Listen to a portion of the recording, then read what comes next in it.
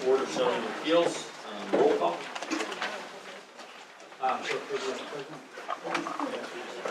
Tim Hamilton present. Neil Hager present.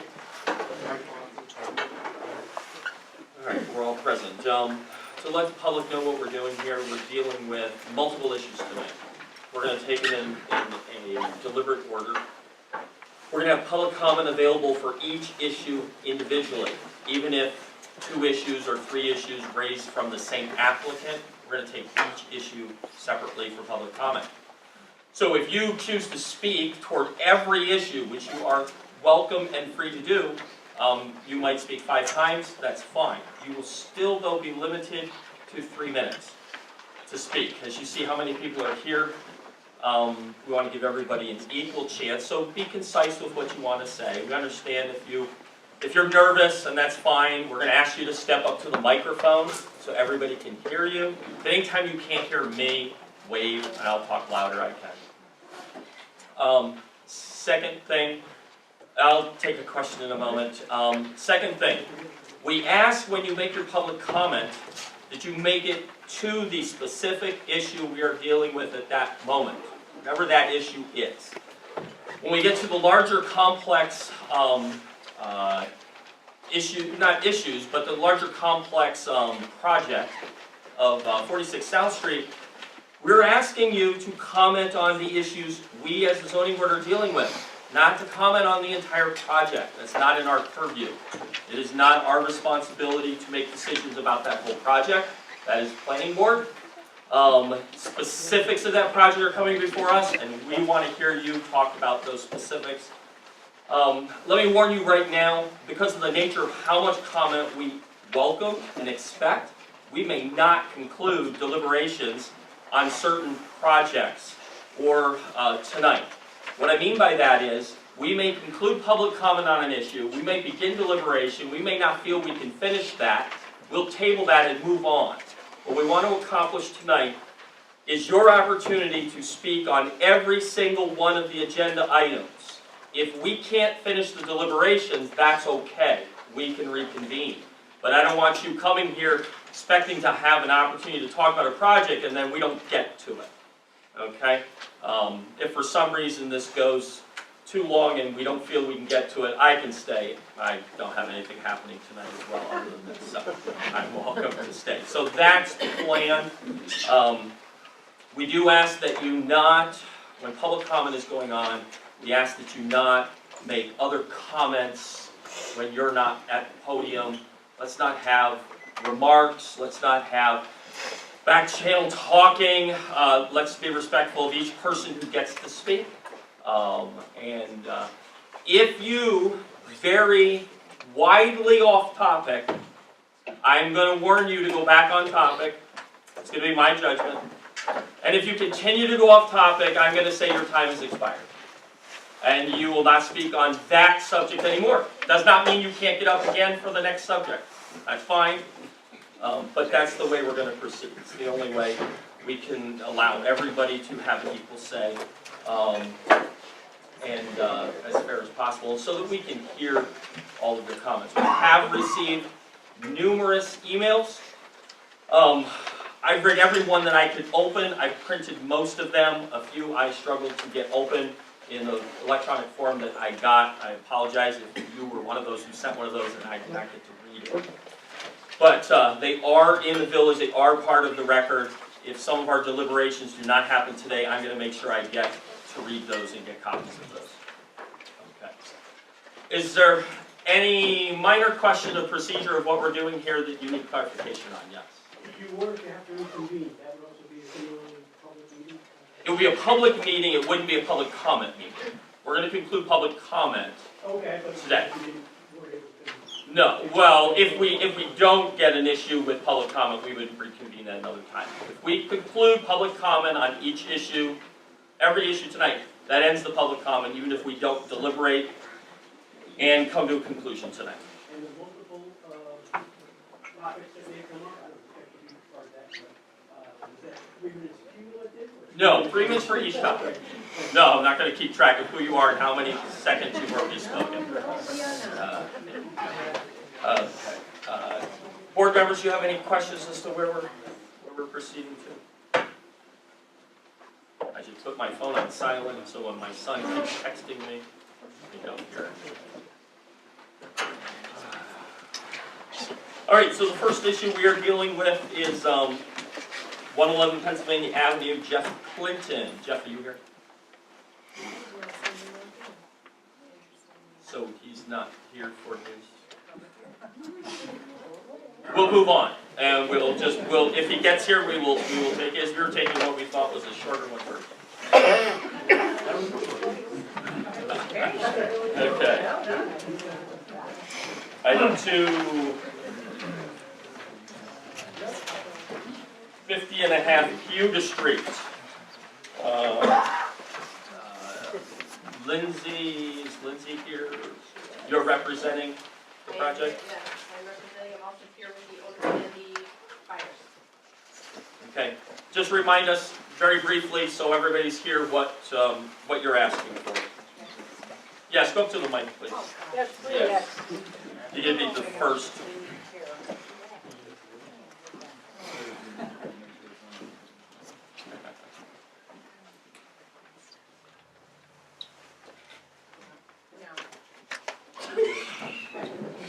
Now it's on. Okay, I am here with, if you're not familiar with the Mills Pause, I'm here with the Mills Pause. I am representing them in the sale of 50.5 Huga Street. Also here with the buyers. Excuse me, I'm getting over a cold. The sellers have applied for a variance in order to achieve the sale of the property. So they've applied for the variance because use variance, not area variance, but use of the property. What else would you like to know? In its current state, the property cannot transfer until it has its use variance because it is, I think, how many years ago when the comp plan was done, the zoning was changed. It has always been a commercial property, but a couple years ago, maybe 5 years ago, 6 years ago, when the comprehensive plan was done, it changed so that when the business expired after 1 year, when there was no business happening for 1 year, the use went to residential use, and that the owners cannot get a sale because it's not really residential property unless somebody would want to come in and develop it. So the buyer here would like a use variance so that he can use it as building materials and storage, not retail, but business to business. All right, thank you. Is that good? Can I have the motions right here? Motion to open public comment. I'll move to open public comment. Can I have a second? Second. All in favor say aye. Aye. Aye. Opposed, the same. Public comment is open. Anybody like to speak to it, come up to the microphone, please.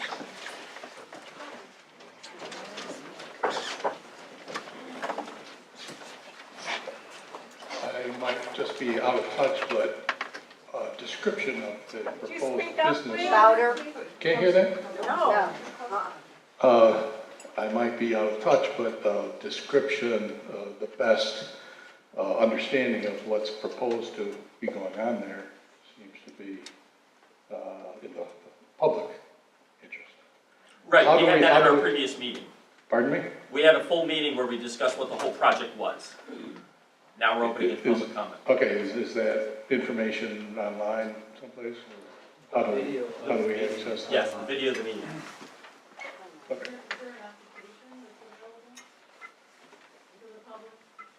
Yes, there's an application that's available. The variance application is available in my office. We can't hear you back. The variance applications are always available within the village office. We had a public meeting about this 3 weeks ago, 4 weeks ago? 3 weeks ago, where the project was discussed in total. Now it's an opportunity for you to respond. If you want to come up and speak, come right up. Say right here. Joel Frank, 61 Cayuga Street. So I'm in between Mill Spa and King. I tuned into the last meeting online, and I was a little bit concerned about the amount of traffic that this business is going to generate, and specifically the kind of traffic it's going to generate. Sorry, Joel, that wasn't. We're gonna pull that back.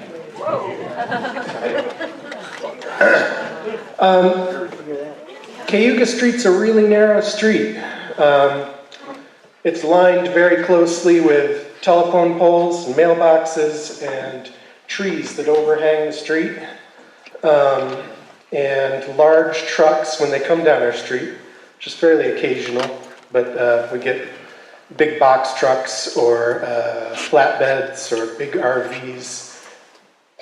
The only choice they have is to either run into a bunch of branches or drive right smack in the middle of a pretty narrow street. And it can be difficult for a car passing in the other direction, and even dangerous. The other concern I have is that a lot of people walk in the street because the sidewalks are in really lousy shape. We have a daycare just a couple of doors down where preschoolers walk a couple of times a day. Some in strollers, some just kind of freewheeling it, walking along the side of the street. And there's a lot of other people of all ages who are walking down the street. I know that Millspaw generated a fair amount of truck traffic. It was probably similar sized trucks, but I just wanted to say that the street, as much as I really appreciated Millspaw and was sorry to see them go, they provided a really valuable service to our community, and I'm really appreciative of that. I hope that they're able to sell the property, and I'd like to see something happen there and that property doesn't just rot into the ground. But I'm not sure why we would issue a variance to a business that doesn't provide any service to our community and is going to bring in a fair amount of large trucks that are really poorly suited for Cayuga Street. Thank you very much. Someone else? Step up to the mic. Thanks, Joe.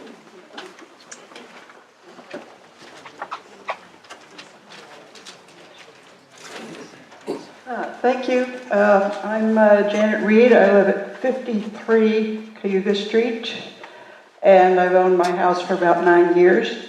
I remember Millspaw's fondly. It was a plus to the community, and I have been sorry to see it go quiet. I have, however, enjoyed the quiet. As was described in the previous meeting, the truck traffic will increase. Delivery vehicles apparently will consist of a few large trucks, and I'm not sure how many, but the word many was used, small trucks, which will of course increase the traffic and the noise, and when they turn on that corner, it really does impact all the few houses right there at that corner. I wish to say also, we have had several houses sell during the period, some of them with small children. The nursery school takes a walk every day that they can, that weather permits. So I'm making the same points as the previous speaker, but I also wish to add that creating a use variance for a business on a lot that is not currently zoned for business might create an interesting precedent for future decisions of as regards zoning. Thank you. I just have a real quick question, which is... No okay, questions. I'll get in line. You can say your questions here at the microphone so everyone can hear it, and that will be your opportunity. So if you have multiple questions, come up and give all of them. Who's next? Hello, my name is Nancy Young, formerly of Cayuga Street, right next to Joel Frank, formerly of 59 Cayuga Street. And I want to say, When Mills Palace was there, as other people have said, it was a wonderful place. My husband and I always miss them and talk about it frequently. However, the truck traffic would start like 5:30, 6 in the morning, large trucks coming up. Once large trucks discover Cayuga Street, then it becomes a thoroughfare from Route 89 to Route 96 because it's fairly straight up Frontenac, then Cayuga Street. I do want to say that I do not support a variance for a business because the lot is narrow, turning in, as Jan said, is very difficult, and my goodness, my husband and my grandson and I, we did not miss those trucks when they stopped coming because they were loud, they were noisy, and they were big. Thank you. Thank you. I wasn't at the meeting where it was described what this new building business would be, but from what I'm hearing, it sounds like it's business to business or contractor to contractor, and so I'm guessing that, yeah, there's going to be a lot of big truck traffic on Cayuga Street, and if that's what it is, it's probably not going to be the best thing for Cayuga Street in many ways as far as the infrastructure of the street itself. The driveway is not very conducive to very large semis or anything like that going into the area. And so I hope that the board will think about all of that and raise the environmental issue of all those tracks and carbon dioxide and all that good stuff from diesel that they bring through the street. And at some point, maybe somebody could give a really short, good description of it before this whole conversation ends. Thank you. Thank you.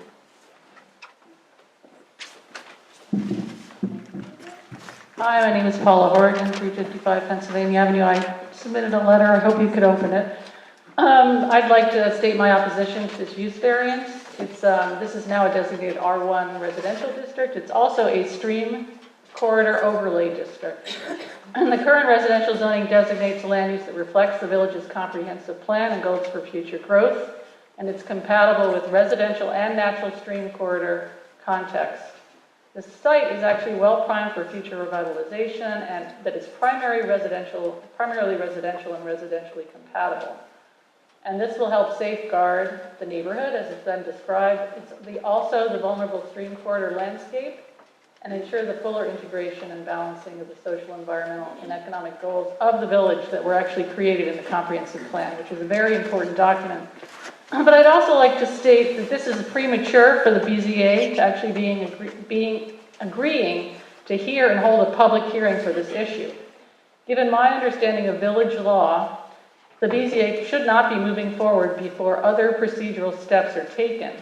This property is located in a stream corridor overlay district, and our zoning officer should know that. And according to zoning code, it is required to undergo site plan review, involving a site plan application submission and review process conducted by the planning board.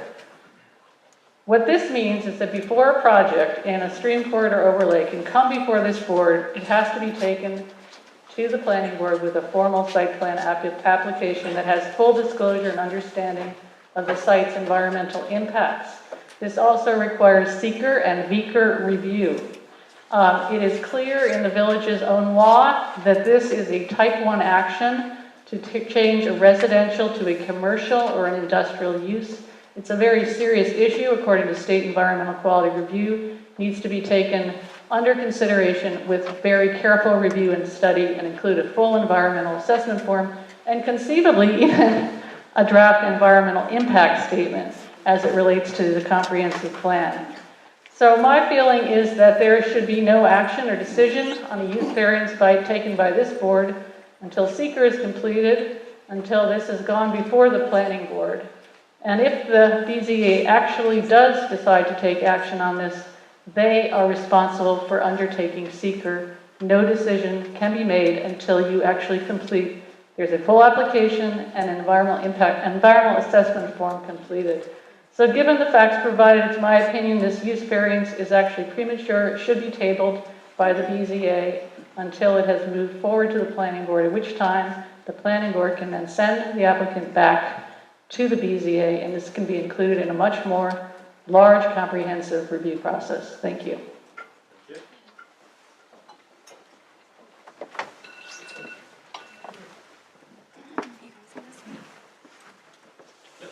Right up.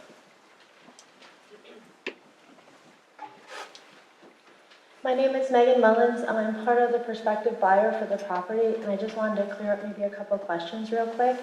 First, with the traffic, it's business to business, and it's business to business, and the trucks would be maybe 3 a day, and the smaller trucks are actually just would be pickup trucks that would be the guys loading.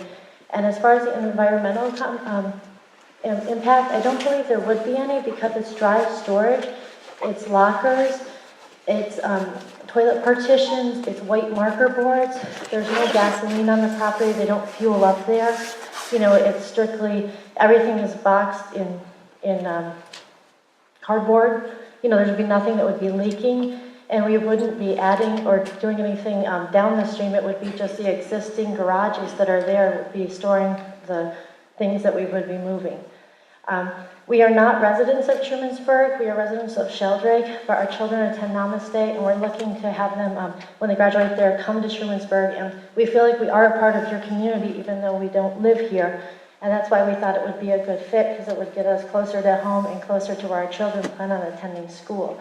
I don't know if I could answer any other questions, because I can't take questions, but I just hope this clears up anything that might be going through your heads. So thank you. Hi, my name is Catherine Reed, and I live at 48 Cayuga Street. So Millspaw is essentially my backyard. So we would really be directly impacted with the trucks, the noise, and I realize that you say it's only a couple trucks a day. The couple trucks that go down our street already are too much. Our street is narrow. It's barely passable for 2 cars. Trying to pass a truck is impossible. As Joel said, there's children who play in the street, walk in the street.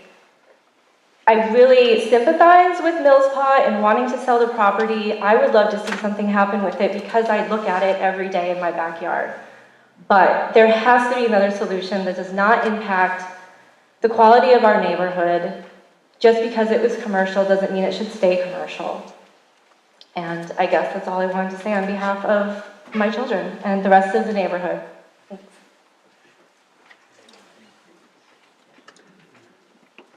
Right. To respond to your environmental questions, by having an environmental impact study, that is when you're rezoning a place, not saying this is what's going to happen if we have 3 trucks a day. When you undertake rezoning, you actually do need to have environmental impact. And I think that anyone who's been with TVNA for any short amount of time knows that it needs to go to the planning board before it goes to the zoning board. I don't understand why this is not happening in order. That's Sophia Dana. I live at 47 South Street. And I think that anyone who's driven on Cayuga Street knows that it is extremely narrow. It's unrealistic that 2 cars can pass each other. I drove an old Ford Explorer down it, and I still hit branches. So driving a box truck or even a pickup truck through it is non-realistic. And I mean, it is about the neighborhood. It's not currently zoned for commercial use, and it probably shouldn't have been, but it was because Millstone was so old. And to go back to it without even a planning board meeting about it just seems irresponsible, and yeah.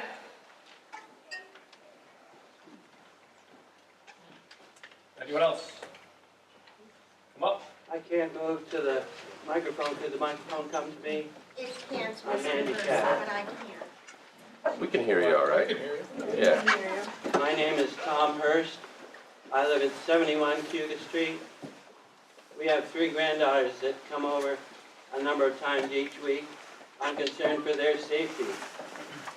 We also have a very narrow street, and there's a pretty good sized V working its way, a wedge opening hole underneath the tar near 15 Cuga Street. So I wouldn't want the big trucks because they'll open that right up. The hole is already on the roadside of the guy. The guy.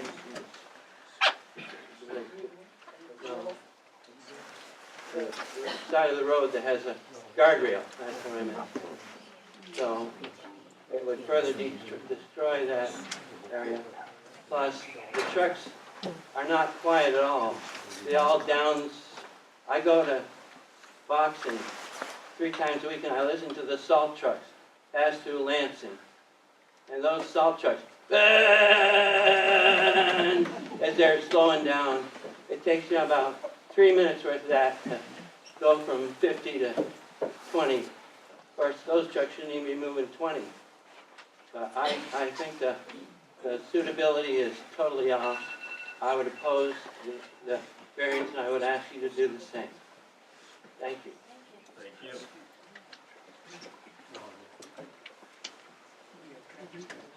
There's someone else. You want to speak? Step right up.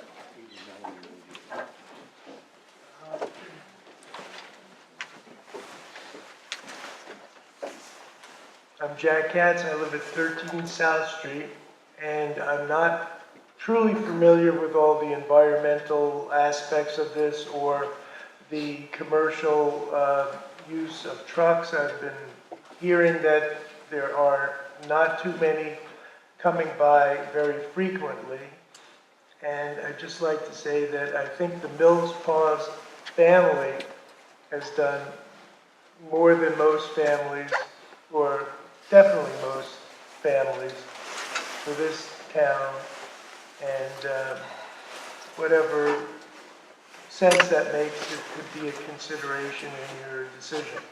Thank you.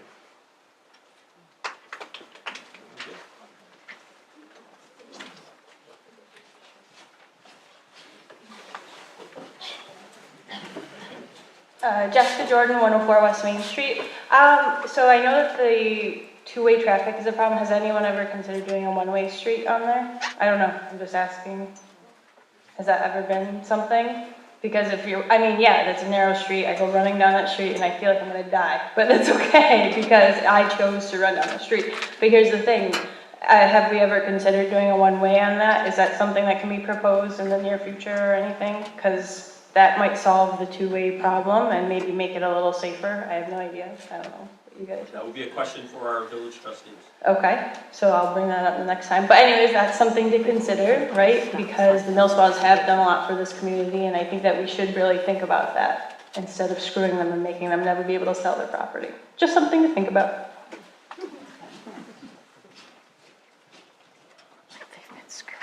Anyone else?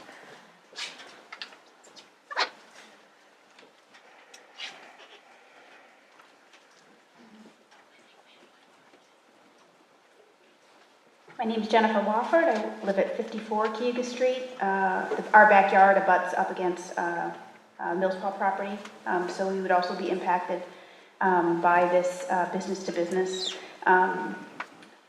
Mills Paws have been wonderful neighbors for several years, but just because this is the best that they can do at this point doesn't mean it's necessarily the best for the community. I've got 2 children in the district, and the buses will not bus children in this neighborhood, so they are all walkers. Cuga Street is already very dangerous with some blind spots. The kids can't walk down Dorsey. So this is a question of our children's safety.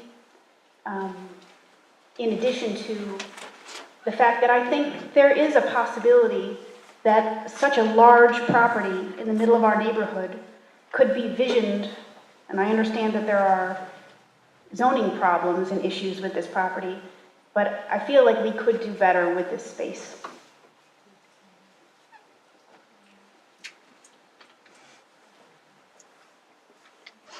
Anyone else?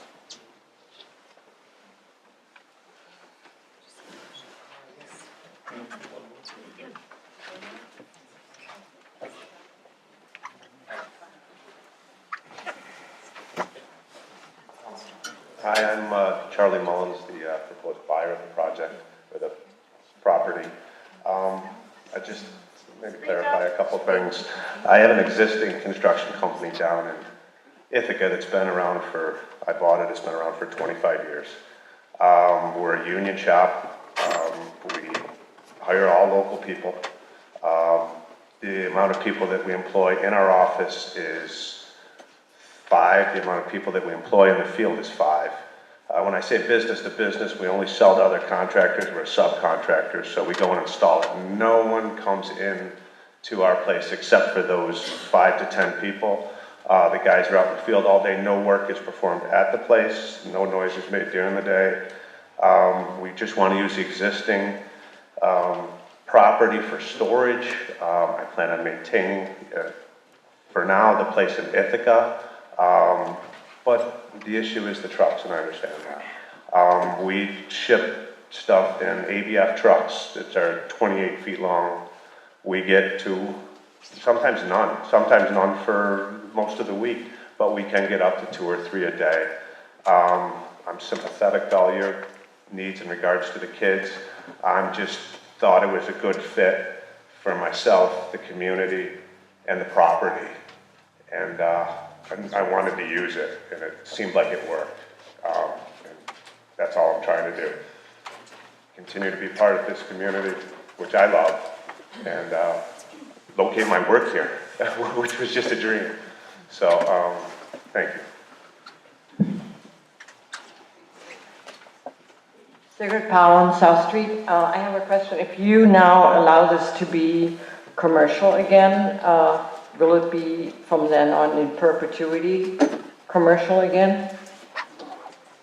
It would be commercial to the property would be granted this use and only this use as whatever parameters are put on it, and it could maintain that in perpetuity unless the use stops. And if it ceased for over a year, then we'd be back here. But in the space of a year, somebody could put another commercial thing in there. Thank you. Within the year. Under the same use, though.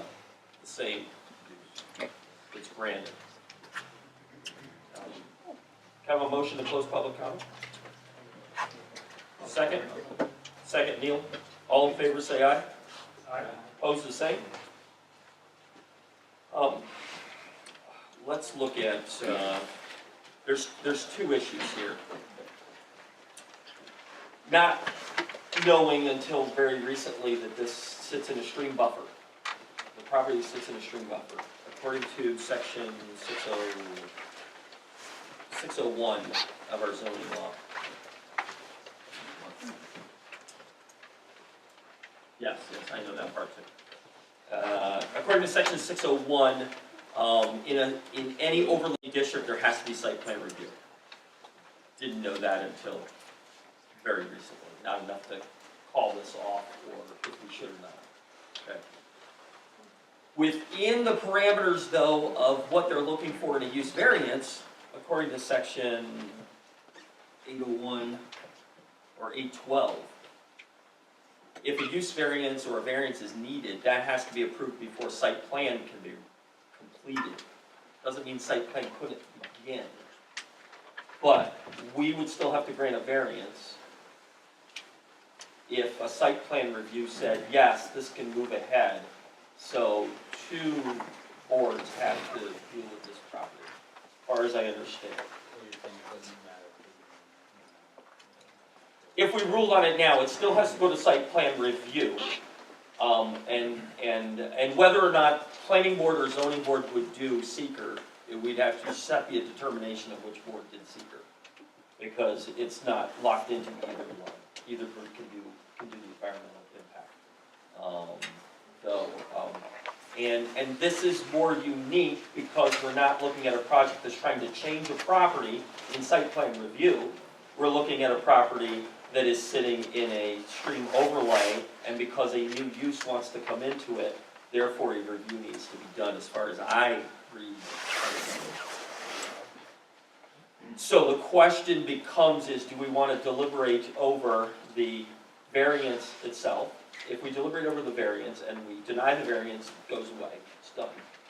If we deliberate over the variance and we grant the variance, and then it needs to still go to site plan review. Nothing can move forward until site plan review and seeker is accomplished. But then a variance has already been granted for the use for which the site plan review is telling that reviewing body what they want to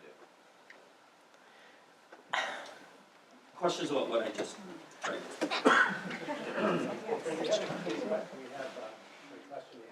Yes, that would be, because if we even go through deliberations, I have more questions we need to ask. Okay? No, we can do it right now. One of the questions I have, and this is probably for Lindsay, is Lindsay the representative? Yeah. One of the questions, the major test for the use variance, and the test for a use variance is much more stringent than it is for area variance. One of the tests is the applicant has to show that the land in question cannot yield a reasonable return to use for only the residential. So to prove this, the applicant has to show they cannot realize a reasonable rate of return, and they have to have competent financial evidence backing that up. And so it's not like really a judgment call. It's not like we just can't sell the property. It has to be evidence that they haven't been able to sell the property. There's been offers on the property. There's a little more. We need a little more specific information in my mind to make that judgment, make that call. So do you have any more? Like, can you provide some of that information? Well, can you hear me okay? Do you want me to? Okay. Well, for the past over 5. Stand at least. Kathy, Lindsay. Like talking to your children. Gotta get my mom voice on. There you go. So for the past 5 or more years, Mills Plus have not been able to sell the property, either with the business or just the real property alone. And one is they've had some interested parties. Nothing has ever come to fruition. In terms of purchasing the business and the real estate, trying to realize the value of the real estate, the prices had to come down and down over the years because the use has changed. So the property is in a residential area, but the area has been built up around Mills Plus. Mills Plus was there, and the residents have been built up around there. So they cannot realize a return on the property because the highest and best use of that is not residential. There's, as far as I know, no one has come to the table. A developer has not come to the table looking to develop that property. It's just not feasible considering where it stands with the overlay, with the stream, with where it is. So this is the first time a purchase offer, an acceptable purchase offer, no, purchase offer, period, not even an acceptable one. This is the first time a purchase offer has come forward and made it to this far. And realizing that in order to use it for what they want, they need a use variance because of the non-self hardship that was put on when the use changed after a year, when the business was out for a year. So, sorry, let me just look at my notes here. And in fact, the proposed use would be lesser impact than the previous use, which existed for half a century, and that the inability to simply transfer that prior use was due to the zoning revisions beyond the owner's control. And that has negatively affected how he can sell the property. Does that make sense? So your explanation is that the alleged hardship is not self-created? It is not. That it's reasonable to assume a person will eventually close their business or try and sell their business, which you're saying they did, try and sell it as the business that it was. Correct. And there was no purchaser. But that the community built around it and grew it into this residential neighborhood. So there's got to be houses there that are as old as Mills Park on that street. And Mills Park came in what, 1850? Yeah. Yeah. We're 1890. I'm talking to the applicants, please, not talking to the congregation is what I would say on Sunday. The change in use happened, it was out of the owner's control. If that use had not changed, we wouldn't be here. We wouldn't be having this conversation. If the sale would have gone through, there would be no public comment. Just one more question. I just want to, there are no offers on that property at all? Not in the 3 years that I've been trying to sell it, and then the 2 years previous, you've not received any written offers. There has been no offers. This is the first one. If the business had continued to run as a business, it would still be commercial. Correct, correct. And this process, again, is the whole process would be here, because if it, even if he had sold one can of paint a year, then the use would have changed. Now, there was at one point, a number of years ago, and maybe, Lindsay, you can't answer it, but maybe Bill Spons can. There was a developer who came in with the idea of some residential development there, because I walked the property with them. A number of us walked the property with them as they were talking about building a number of units, but they pulled out. Can the applicants explain why that particular project didn't work? Do you know what I'm referring to? Not really, we never got the offer, he was just trying to get through. The one thing he did say, they denied him permits, but he never applied for it. So I think he just tried to do stuff on his own. Right. You know, and you have to go through the hoops to do it. Yeah, it was grand, what he was talking about. Yeah, but actually, we were there for 75 years, but the business has been there for 135. Through the Hazlitt, the hay binder, and then one built this historical building. So, I mean, that's been there. So, I don't think, I don't know that part of the history, I'm not that old. I don't think any of those houses on that street are as old as the building.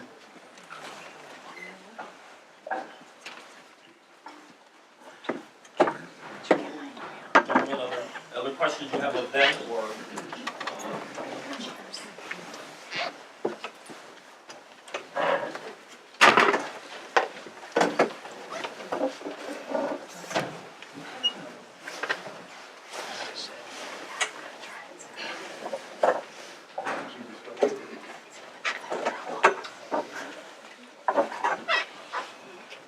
What is your preference?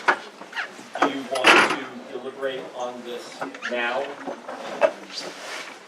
Come to a level of determination? You want to walk through the core criteria now? Or do you want to?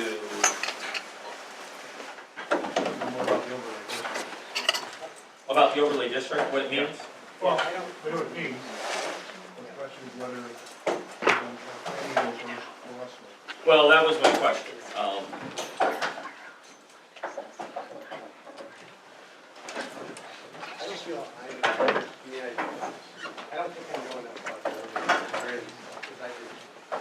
Well, the overlay district is just a district. We have districts within our village that require a site plan review because the stream could be impacted. If you read through sections 601 through 604, which it did, as you read through section 12, what it argues for is you got to maintain a certain, it's basically 50 feet from the edge of the stream up, and if it's vertical, all the vertical area, the idea is you can't do anything that's going to disturb the stream in a negative way. That's what it's arguing for. Building going on? Well, see, my feeling is the issue at stake is not they're going to change the property that would impact the stream. The issue at stake is how much is it going to affect the neighborhood now that the neighborhood has gotten used to not having it. I mean, that's the reality. As you look at the alleged hardship relating to the property in question is unique. It does not apply to a substantial point. No, that's not it.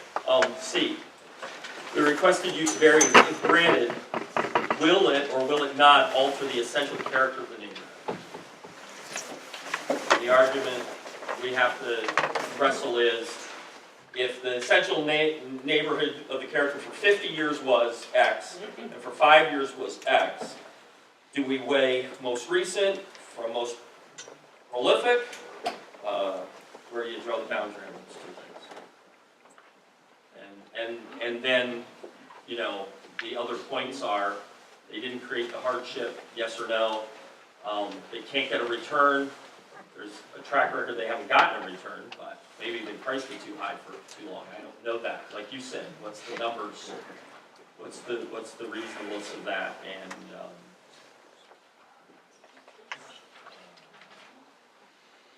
And site plan review is going to deal with traffic. It is going to deal with the stream. I mean, it's going to deal with those major issues because they're not talking about changing the property as far as has been told, and that's going to be part of the use variance. You're not changing the property. You're not building new buildings. You're not tearing down things and affecting them. I was going to take it back to the planning board at this point, and let them do their site plan before we come back to us.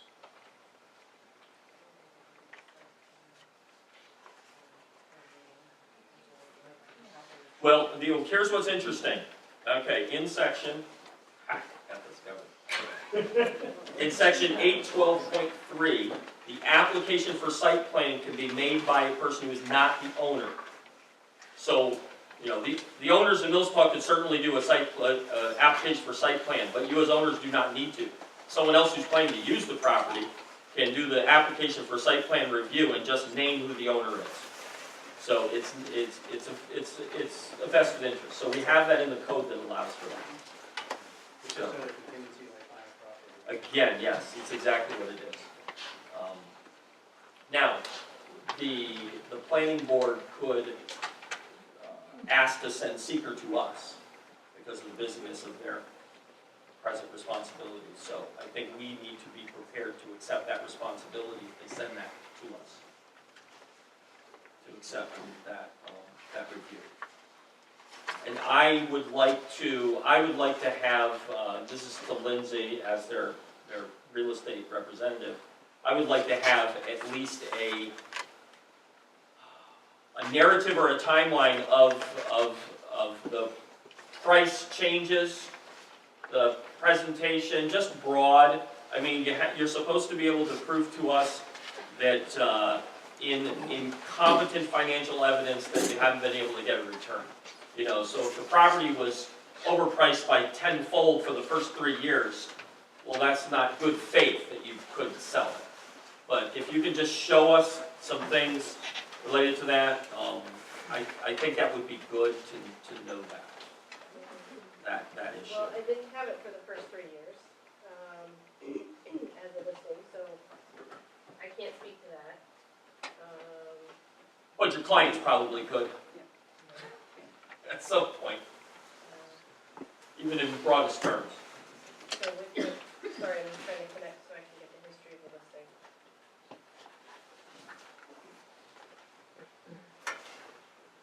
So when it was first listed with the business, I understand it was, you're gonna help me, with the business and the real estate, 750,000. How long ago was that? 6 years ago.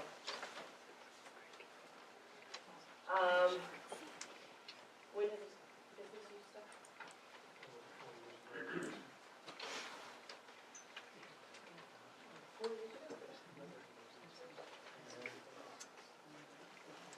So, sorry, I hate having my back to the room. So, 5 years ago, 6 years ago. 5 years ago, we listed with the business and real estate. So that wasn't with me, that's why I'm asking my client. So for 2 years, it was listed with the business and the real estate, the real property, for $750. And you didn't receive any kind of offers, nothing. Because you didn't list it with me first, just kidding.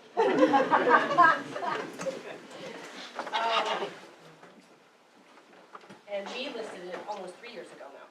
So we've had it listed with just the real estate for almost 3 years. I think we started out in the low 300s, 350, which wasn't unreasonable based on the amount of acreage, based on the number of buildings.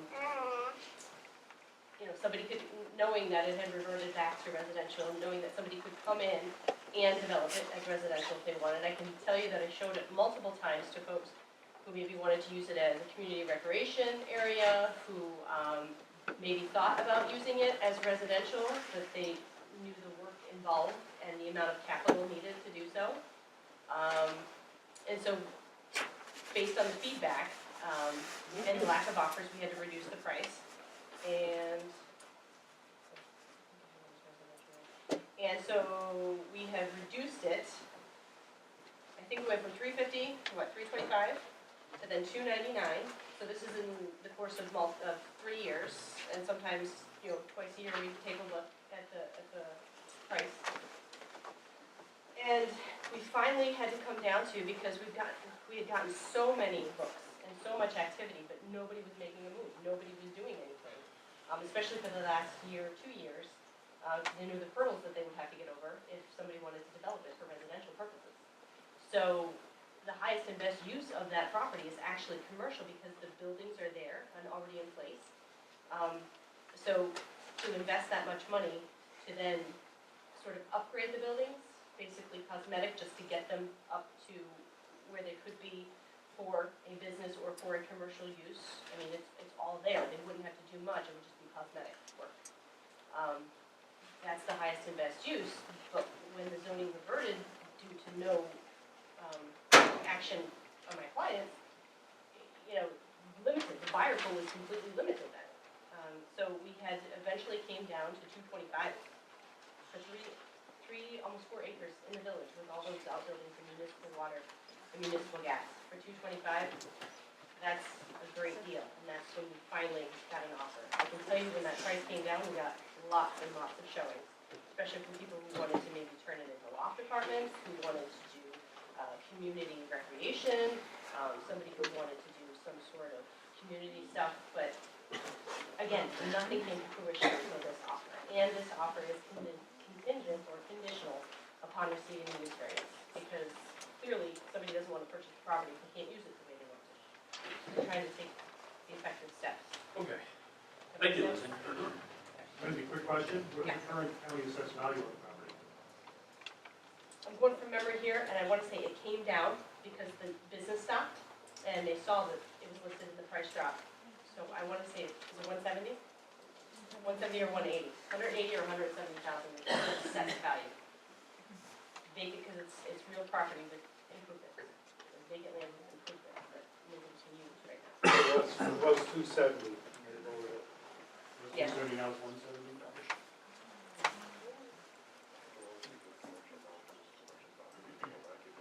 Right. Thank you for bringing that up. So right now, as the property stands, a lender will only lend a commercial loan, a commercial mortgage product on the property. Cannot get a residential mortgage on the property. So either somebody's coming in that can be approved for a commercial loan with 20 to 25% down, depending on which lender you go through, or somebody has to come in cash.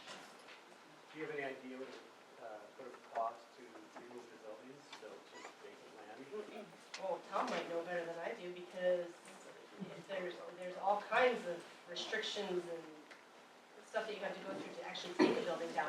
I know for a fact that Lake Street, to take down one residential building was almost $40,000. So can you imagine 11 buildings to take down? Quonset hut, the concrete warehouse, the retail shop, and then also the lean-tos, I'll call them lean-tos.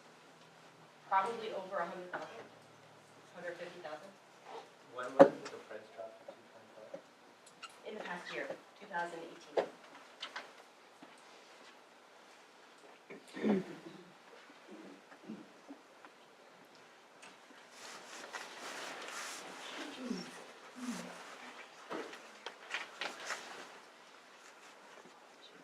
Any other questions at this point, any other comments? Otherwise, I'll take a motion to table until we would hear back from planning board, if the applicant seems to want to go that route.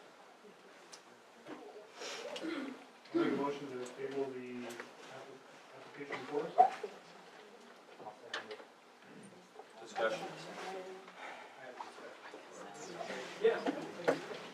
My question was, will the applicant continue, they need a use variance to do what they want to do. So it makes sense for that to proceed with the site plan unless they have that use variance. I don't know, just give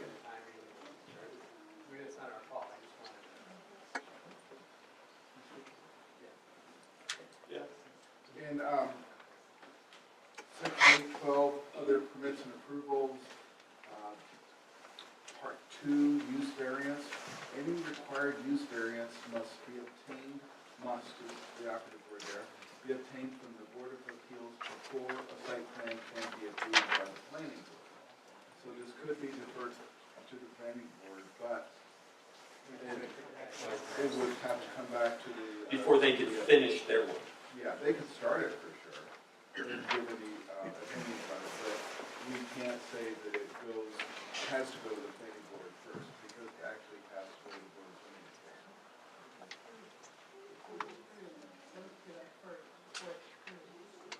I think if we approve,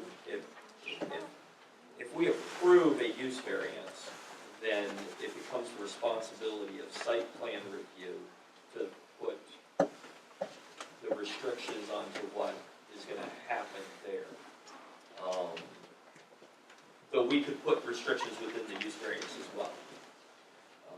If we're looking at the best interest of everybody in total, it seems like we should answer the question tonight, and that either ends it, or then there's a reason to go forward, as opposed to go forward and we still might refuse it. Or we've been in this before where who's to do what first, and either way it's multiple perspectives. I don't, if you're prepared to discuss the issue and come to a determination tonight, I'd like us to do that. If you're not prepared to do that, then let's send them on to planning board as quickly as they can, so that we can still reconvene and work on this without a site plan review finished, because we have to do it before it's finished. Okay? So if you're prepared to make a decision on this tonight, you feel like we could walk through this and we can come to a decision, then let's do it tonight. Or let's send them on and say, go on to planning board, and we'll reschedule. We'll put on the schedule to come back to this. So right now I have a motion on the floor. Right, and we're going to either vote it up or vote it down. This is our discussion on the motion. What? No, but you can always vote nay. Yeah, I wasn't going to ask anybody to pull. You can amend your thing, but you can't pull your motion Yeah, no. at your second. Can't just forget it. Other, If it goes to the planning board first, would we get recommendations off of it on the contract or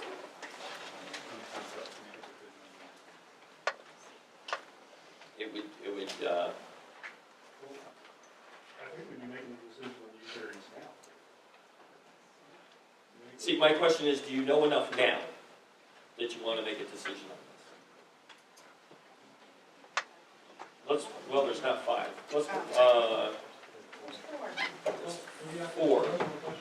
What? Ken, as soon as you finish what? Let's vote on this so we can, let's vote on this There's more chairs motion. in the front if you can't hear. Let's vote on this motion.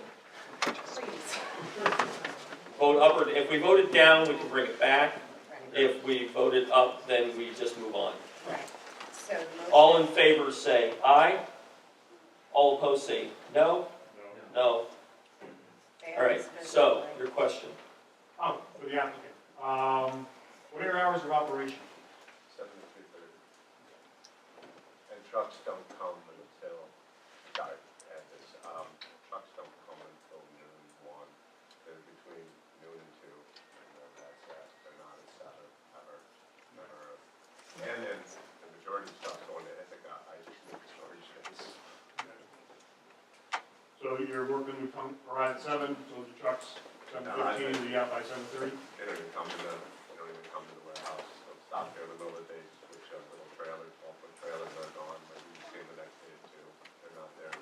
They're there in the morning sometimes, a lot of times they're not. There's 2 trucks, 2 pickup trucks, there's guys. Is it reasonable for you to specify hours of delivery for larger tractor trailers? Can that happen?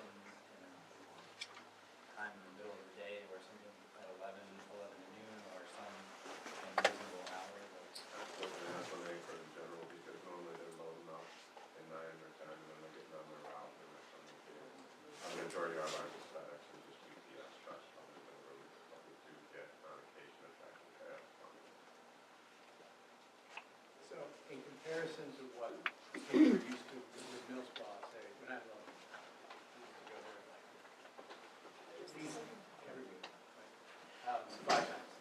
But in comparison to mill spa, what do you think the traffic would be? Is it like 10% of what people are used to with that, 20%? Just some sort of. I couldn't comment in regards to that because I would be, the traffic that we create as a business that does come in here, we go to work over there, our guys show up and they're gone. Once or twice a day, a truck would come, we unload the truck and they leave. We don't generate any additional traffic from any customers. None of the other businesses come in, it's just us. That's it. And like I said, it's 2 trucks a day. A lot of days it's none. But you're always going to get the UPS and the FedEx. Yeah, they're covered.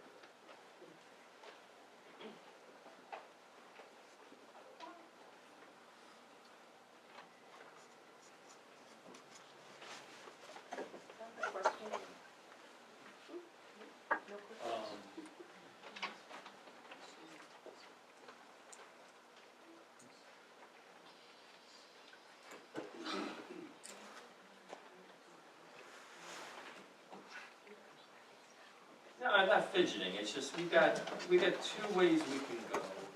I don't want to shortchange the process in any way.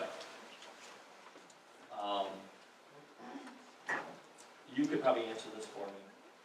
If a use variance is granted and then it goes to site plan review, can site plan review, in the way it deliberates, undo the use variance?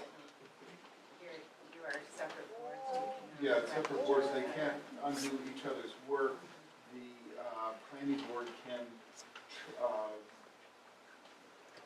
deny the site plan review request. That's not the way it's worded. Right. Yeah, so they can approve it, deny it, or approve it. Okay. But they, and I guess one of the conditions could be that you withdraw the granted variance, but I'm not well versed enough to know, but they can turn down the project. You can turn down that specific project or ask them to change it. Right, but my understanding would be that the variance is. Okay. And that's why the variance should be passed before the site plan review. Can I not have comments and laughter, please? It was. That was the air. So, okay. Okay, so what I understand is the process. We can vote on a use variance. If you feel you have enough information on this, I'll take a motion. Or let's walk through these 4 points. The applicant cannot realize a reasonable return provided that lack of return is substantial and is demonstrated. Is the lack of return substantial? You can't sell the property?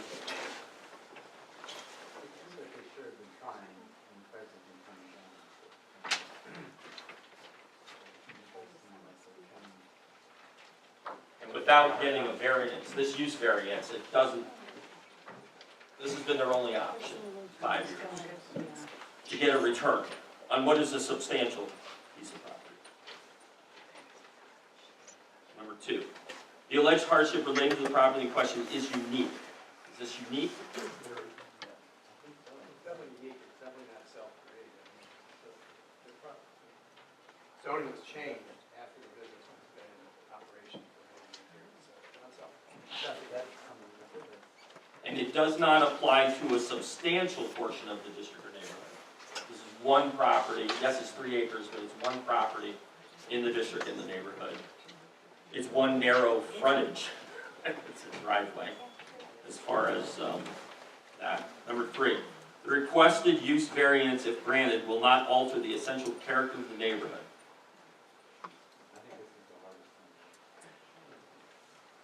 You said it's, 5 years, the last 5 years. That's the character that people would know now. It sounds like the nature of the new business is substantially less, don't take this wrong, Mill Spot, obnoxious with regard to traffic. You know, because you know it was like if you went to Mill Spot before, you're trying to get trucks in and out, there's a big truck parked there unloading, and Plus, how many people went to the spot on the day to pick up or, so the car traffic there was also significantly larger than this. yeah. Yes, when you're talking about just traffic up and down the street, we're talking a person in one residence with 5 adult drivers. They would create more cars coming in and out than 2 employees and 2 pickup trucks. Now you have the big trucks, which... Now, is FedEx and UPS, are those an issue? Are they not going down there every day just with Amazon Prime? I mean, we're in a delivery business now in all of our residences. Streets, UPS and FedEx are down my street every single day. No.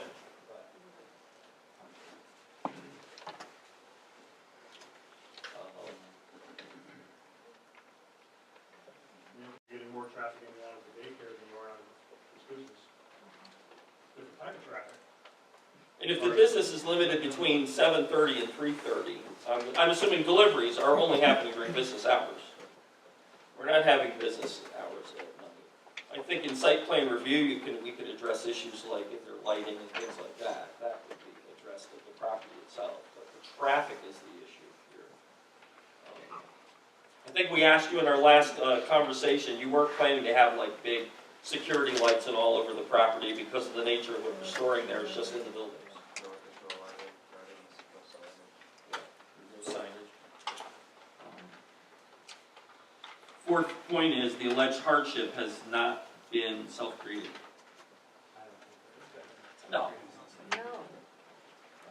So what do you have? I have yes, like yes. Yes, yes. 4 is yes. 3.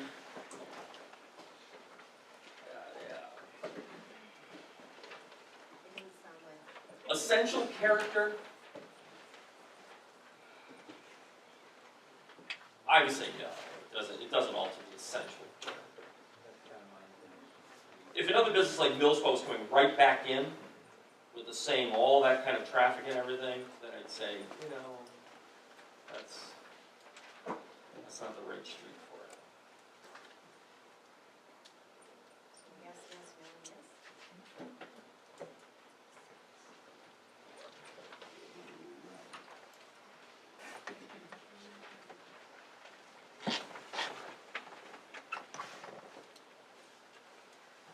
I just heard 2 of us on that 3rd point. Essential character. Where I voiced my opinion. I think I understand that essential character. You can argue both ways, but I think the traffic is relatively minimal, especially in terms of these things for I feel like the biggest concern is safety, with, in case in the school kids come to nothing, so can we put stipulations on the permit, and a school condition? I don't. What do you want for us? Yes.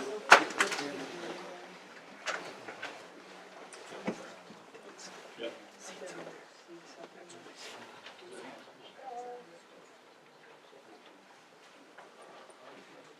Can't hear you back here. We're here. It's okay, He's just talking to me. I'll share anything he shares with me once I understand what he's saying.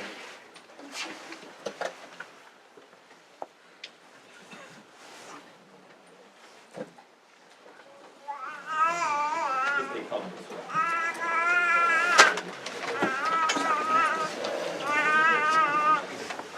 Okay, so what Tom is pointing out to me is he drove Cuba Street today, and was looking at the routes in which trucks normally come. If trucks come up Front Neck Street, they're going to pass, how many properties?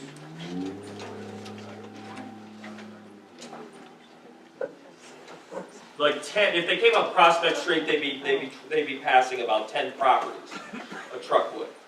On Cayuga Street itself. In order to come up Prospect, turn, go into the property. That's not the way they go. They come off at 89. Yeah. Frontenac. And coming up Front Neck, they're going to go the whole length of Cayuga. 22 properties. So It's almost impossible to specify. you can't. And we have to have restrictions that are mandated by the Board of Trustees on roads. That it's like the comment about making it a one-way street. I mean, you know, I don't think anybody's going to go for any one-way streets in our village. We're used to driving the way we drive, right? Yeah, you're driving.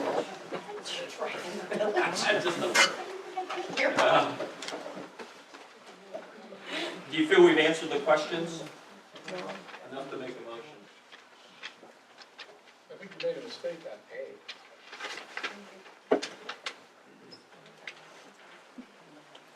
Because the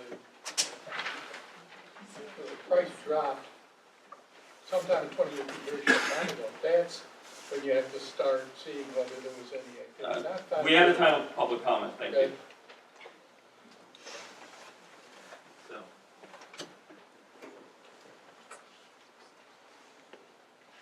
I'm chairman, I can't make a motion. I can hear one.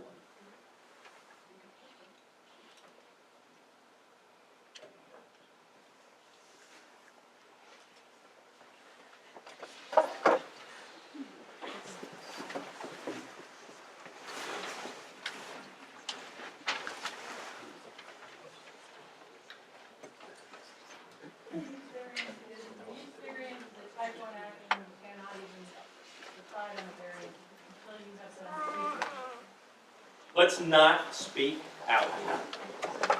Let's not speak out. If we do the process wrong, then you can address it in an appropriate way. Thank you.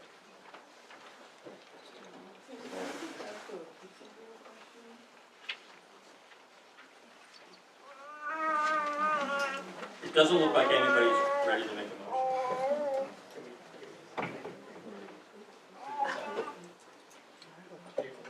Yes. Now we fully just said so. We can now have a motion to table this until the next meeting, which the process could move ahead with planning board. If they so choose that they think they're going to get a use variance for us, they can go and pursue planning board and get some of that going. We might end up being the agency that will deal with seeker, and that's fine.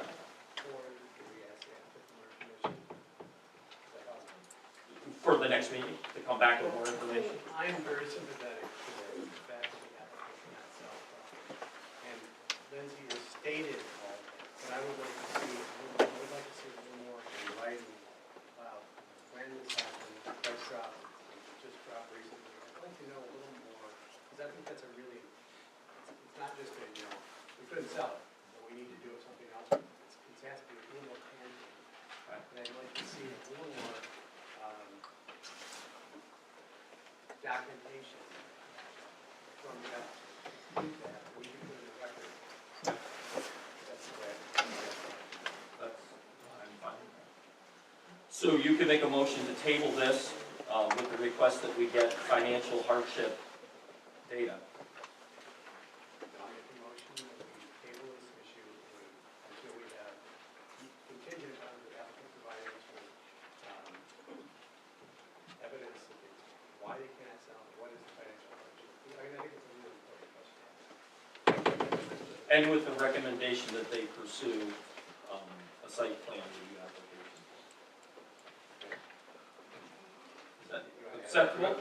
Well, I think it's. You're going to have to do it anyway. I mean, we're encouraging them. But let's say the motion is that they provide additional financial hardship information. That's what do I have a second? Okay, Neil seconds. Questions about what the motion is?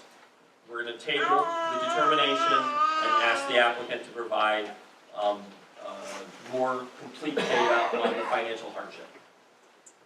aspect. So are you keeping a contingency to begin site plan? Nope, that's up to them. So we're scratching. Right, yes, thank you. You know what, no, let's not put it in the official, if they, it's just gonna delay their process.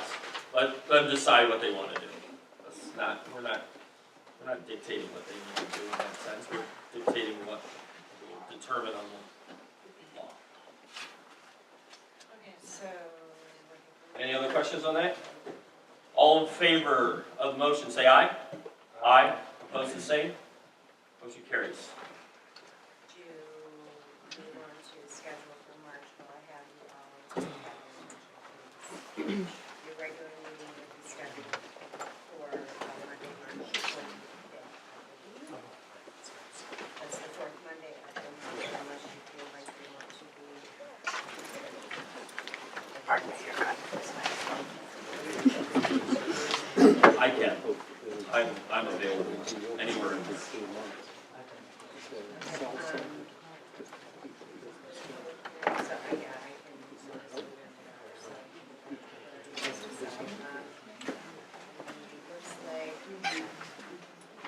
Monday the 11th is open because the board is in their meeting to the 7th. I have Monday the 18th, Monday the 25th, if you're interested in Mondays. If you want to do Tuesdays, we could do the 12th, the 19th, and the 26th. How about the 12th? Tuesday the 12th. That's fine. Tuesday the 12th? Tuesday the 12th. And so, it would you like 6 o'clock again? Yes. Thank you. All right, moving on. One down. All right, 46 South Street. All right, we have a 3-minute intermission.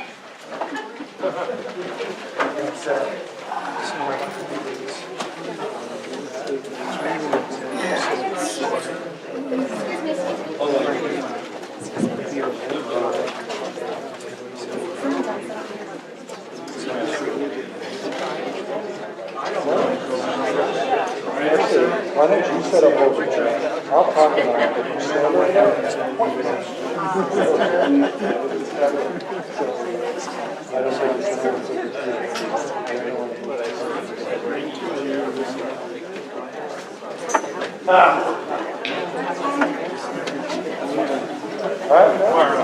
It's all good. Sure, it's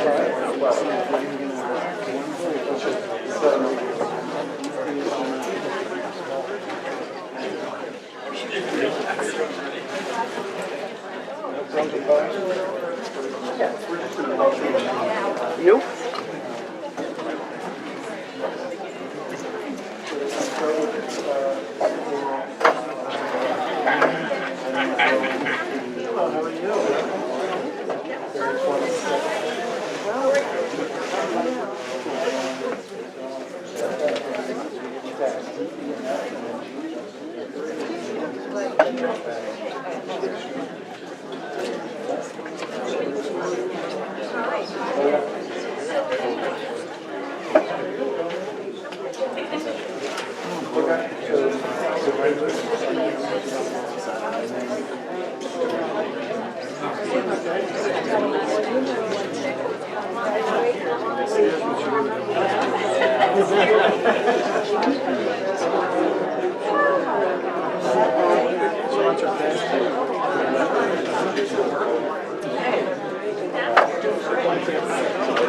Wouldn't be normal.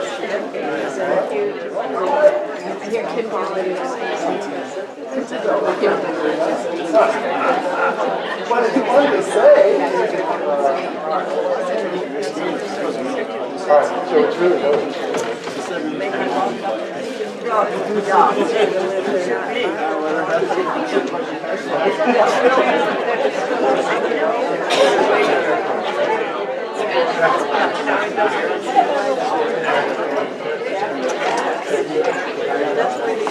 Sorry.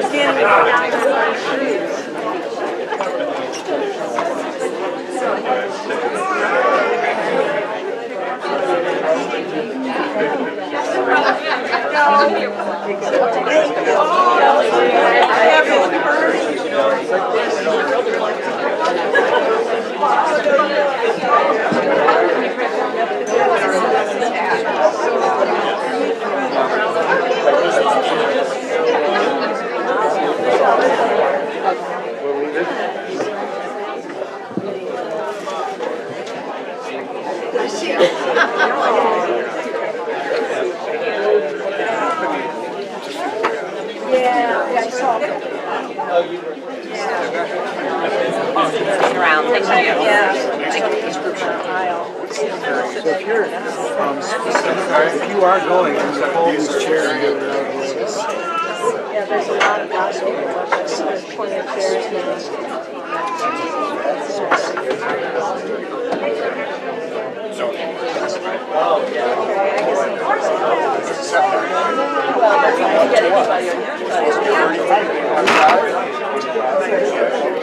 But no, that's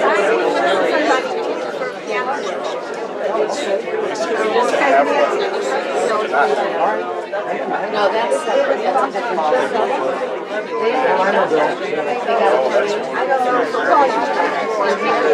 Oh, it is? Oh, I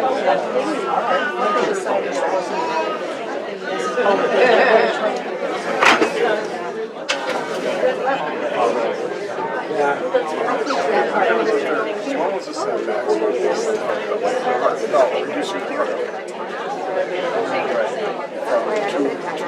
What I wanted to say.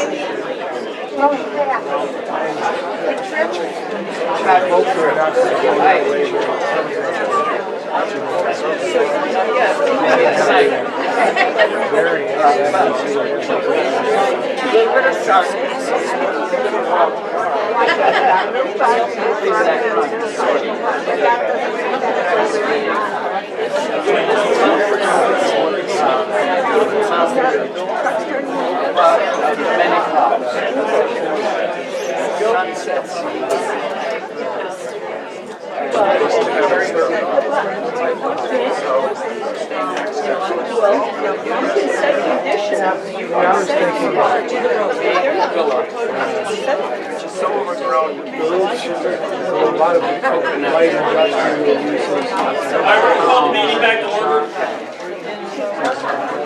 That's what happened. And then once they get it, then they can do it. Excuse me. So.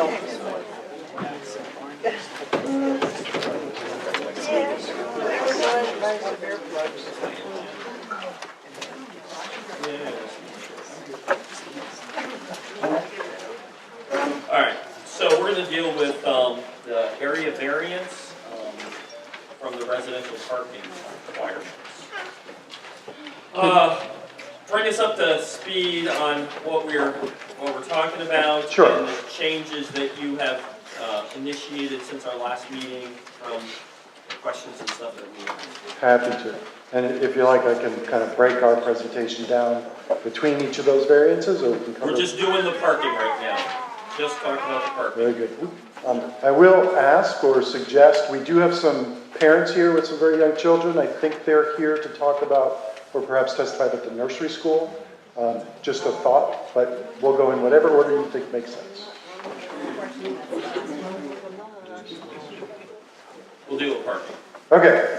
For the record, my name is Adam Walters. I'm an attorney at Phillips Lytle representing Ithaca Neighborhood Housing Services. With me here tonight is Joe Bose and Alina Fast from Ithaca Neighborhood Housing Services, Claudia Brenner, Sundial Properties, the property owner, Ryan Kovac from Trowbridge Wolf Michaels, our landscape architect. Since the room's kind of a little cramped, I've asked Ryan to set up his boards over there, and he'll just point things out as I go through and talk about the parking variance. Since we were last here on January 28th, we have made an additional submittal. We did that on February 12th. We provided answers to a lot of the questions you had.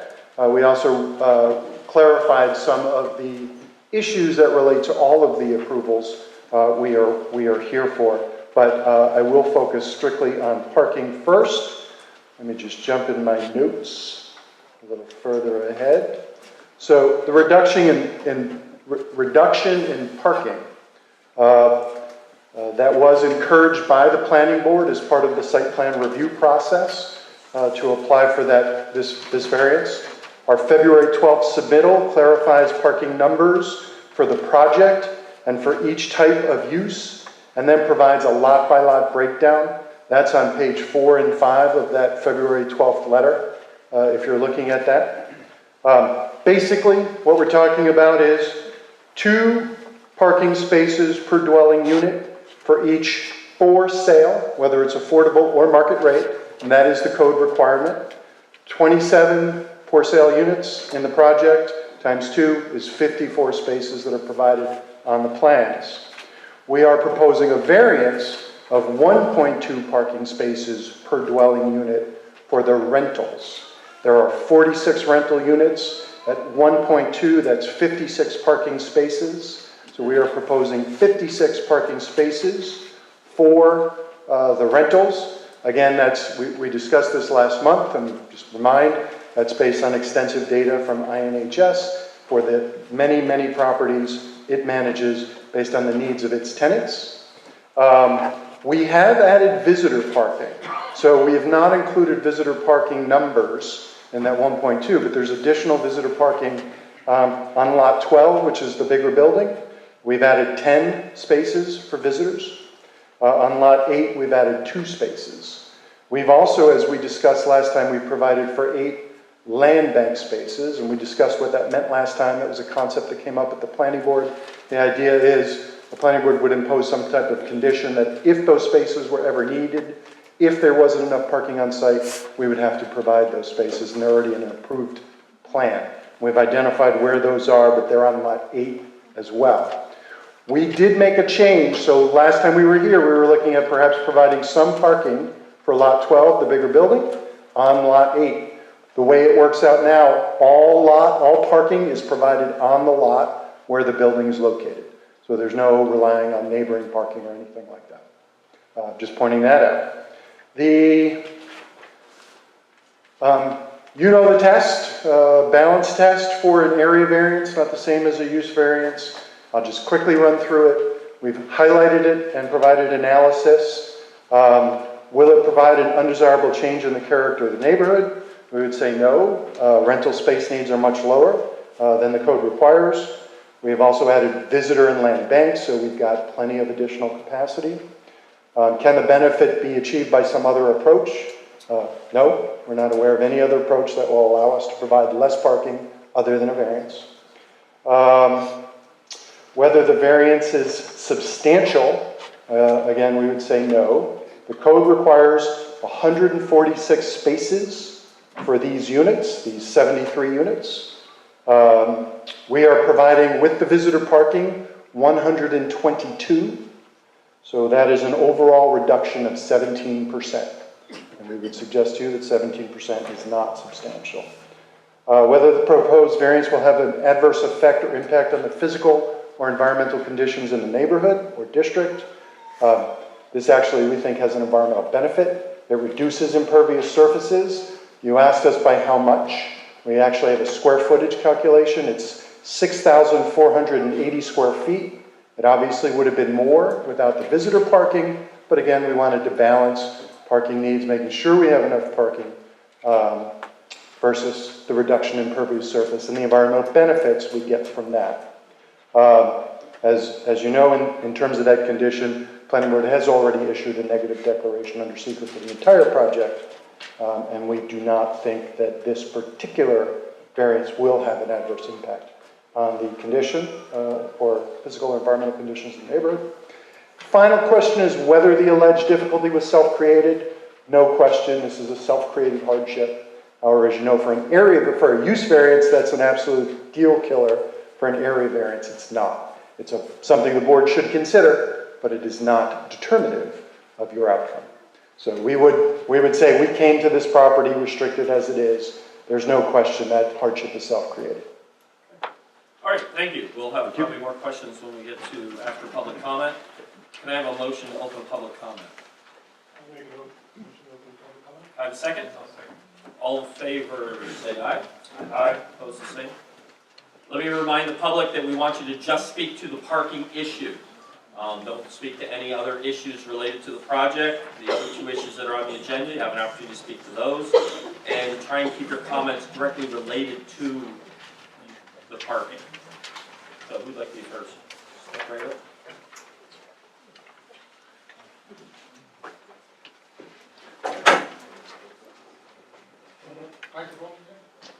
Yep.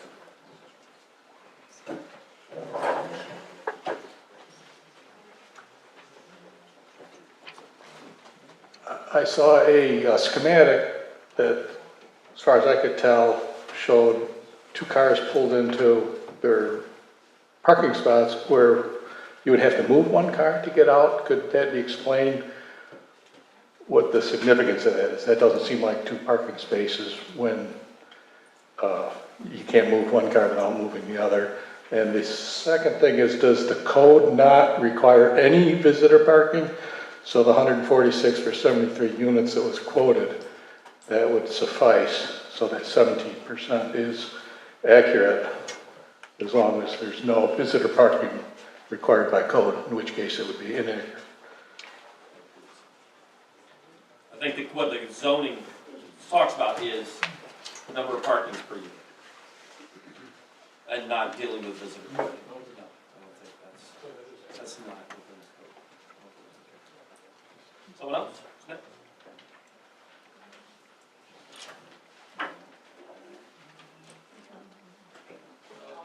Yeah. Oh. I'm gonna go back to town. Okay.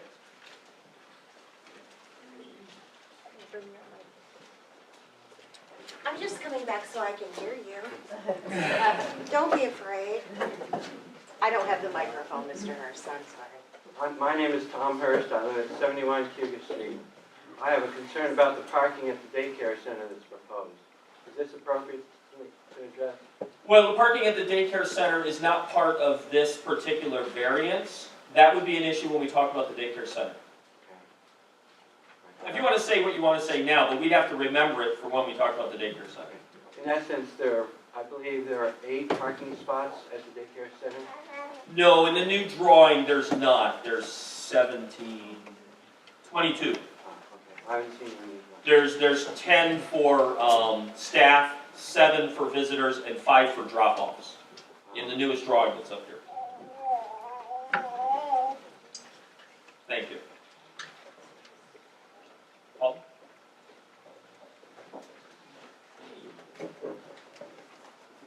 My name's Paula Horrigan, 355 Pennsylvania Avenue. I just wanted to address one comment made by the applicant who said in response to topic B that there's any other, this benefit could be sought by the applicant in any other method, and they said no. When I just want to draw the BZA's attention to the fact that our code actually does have a place that this type of parking could be achieved, which is provision section 310, planned development area. This enables and encourages flexibility of design and development of land in a manner that fits the existing fabric of the village, but doesn't strictly meet the dimensional requirements of the ordinance, and I do believe this applicant knows this code pretty well. They have refused to follow this code, which allows clustering, multifamily, townhouses, 0 lot lines, shallow setbacks, consolidated infrastructure, shorter roads, on and on. And all these are good design practices that might make this a showcase project instead of a hodgepodge conventional hybrid subdivision that requires multiple variances. And mark my words, these are just the beginning. The record also shows that the planning board did not encourage pursuit of the parking or setback variance before you. It was entirely the other way around. The applicant only softened under pressure of criticism from the planning board and the public for many, many months that their parking and circulation was so bad. What could they do to improve it? They said, we will improve it if you can eliminate the nasty parking in the front yards on the condition of seeking and getting zoning variances. That's why we are here today. Regarding the parking variance requested, this is substantive and dramatically lowers the threshold of 2 cars per unit required in the code. Believe me, I'm an environmentalist. I would like to see less parking, but I'd also like to see a clustered subdivision, a clustered development that was respectful of our traditional neighborhood patterns and didn't look like this. This alleged difficulty is definitely self-created. It's another indicator that this applicant has over-programmed and overdeveloped the site and can't create a good neighborhood design. They don't even seem to know what a good neighborhood design is, and they have not provided adequate evidence regarding parking reductions beyond experience and anecdotal evidence that is self-generated, and a vehicle prediction model that I cannot find a copy of. Maybe you guys got a copy of the vehicle prediction model. It doesn't seem that it's been tested or verified locally. Where's the data of other INHS properties? I didn't see it in the application. How have other low-income affordable housings in rural areas, have they been consulted and weighed in? Given our rural location, the applicants have not proved that 46 South Street is optimal location-efficient area, like downtown Ithaca. What exactly are the travel behaviors and needs of the intended residents? Blah, blah, blah. I've included this all in my 18-page letter to the planning board. I'd also like to know what so I encourage the planning board to table this, the BZA, to table this and get more info, or in the event that you decide to act more conservatively, send this back for a PDA, Plan Development Area, or grant a much more conservative variance. Thank you. Thank you, Paul. I do appreciate your 18-page document. I did read it all. Yes, well, I had to read it on, I couldn't print it. I had to read it on my screen, which was a challenge. But I appreciated that document. My name is Barry Straub. I live at 29 South Street. And I want to take a minute to try to talk on behalf of the people who are generally not heard in this process, namely the prospective residents. From my view, the parking issue has a substantial impact on those residents.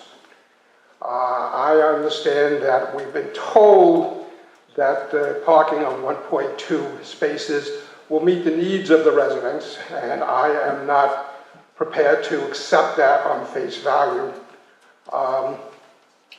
There are multiple properties of the applicant that are in the city of Ithaca or on areas with very substantial public transportation that has a large impact on the need for parking. That's not the case here, and I think you need to consider that carefully. The reality is that having spent much of my life representing people who are indigent in Tompkins County, is that in giving them affordable housing or offering affordable housing, we often say to them, well, you're going to have to accept some detriments. I've had many, many landlords tell me, well, if we complied with the building code, then your clients couldn't afford to live here. You should be very careful about discriminating against people who might live here because they have less funds by providing them lesser parking. And parking is an important part of the quality of life. Think about it. If you had to come home from work at 8, 9 o'clock because you work a late shift and you can't find a place to park. I have lots of friends who live in New York City who have that problem all the time. It affects your quality of life considerably. It is substantial. Thank you. Thank you.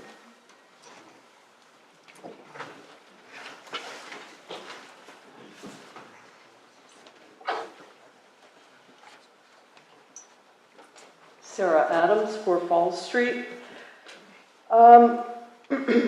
I believe that there are a lot of problems with our zoning ordinance. And I think everybody here is aware of at least some of that.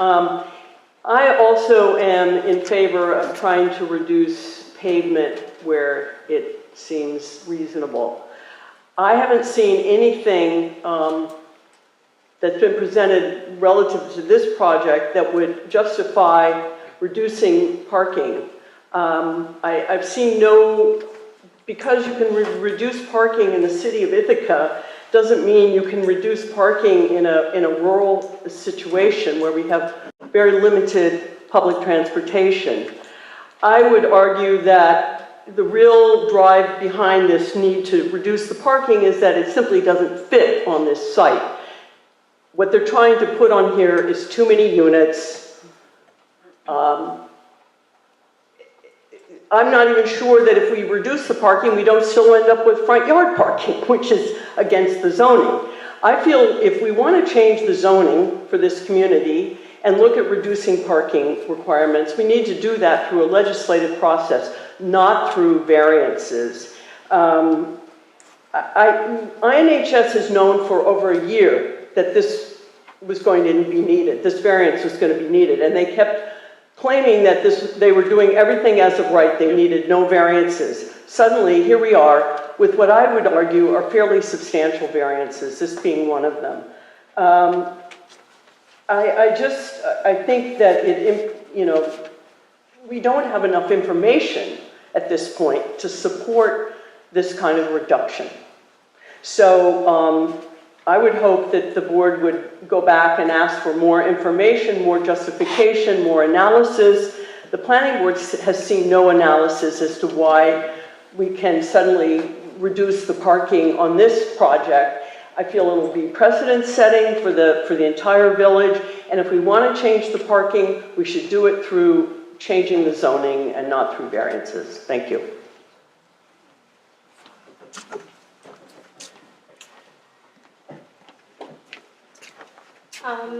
So I agree with what Paula and Sarah just said, but one of the very easy ways to have them accommodate the parking situation is to have less units. That's an extremely easy way to handle it, and it'll allow them to actually build a property without having to ask a zoning board to let them break our zoning code, which in my opinion is a law. I don't particularly understand why a landscape architect is presenting something on parking. That's just my opinion. If you're talking about whether the character of the neighborhood, I don't see any visitor parking lots on South Street. It's all individual housing in driveways, and there's always room to have 2 cars in the driveway. I lived in a house with one long driveway, and I can tell you how much of a pain it is at 4 a.m. in the morning to be switching cars around so you can get to school. I also realize that this is a development that is really far away from the nearest bus stop. Like, the nearest bus stop is at the end of South Street, so I don't know how these people are getting to work other than driving.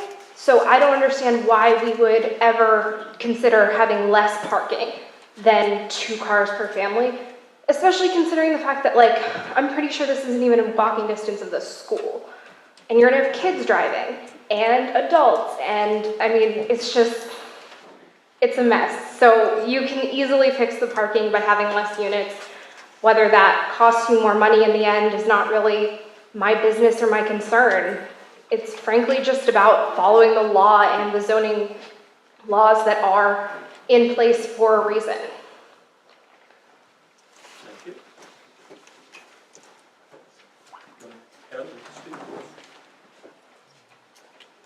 Can't keep quiet any longer. Kathy Klemperer, 31 Wick Street. I would like to point out that the zoning code is not a law. We have provisions for variances. They're legal and routine procedures that we go through. It's not called a law, it's called an ordinance, and variances are part of the procedure. I also want to point out that I really don't think that if you turn down this request for variance, that it's going to stop the project in its tracks. It's going to go forward even if you turn it down. I also thought that the stacked parking, where you have one car behind the other, was removed in the latest plan. Did I understand that correctly? No, but people are complaining about it. Well, it's a demonstration of the for sale units. Okay. I also just wanted to point out that all 3 of the requests under consideration were made in response to community input. INHS didn't think them up for its own benefit. And obviously, I'm in support of all of the 3 requests. Someone else? So we got one here and then one there. So, and then one back there. So you come up first.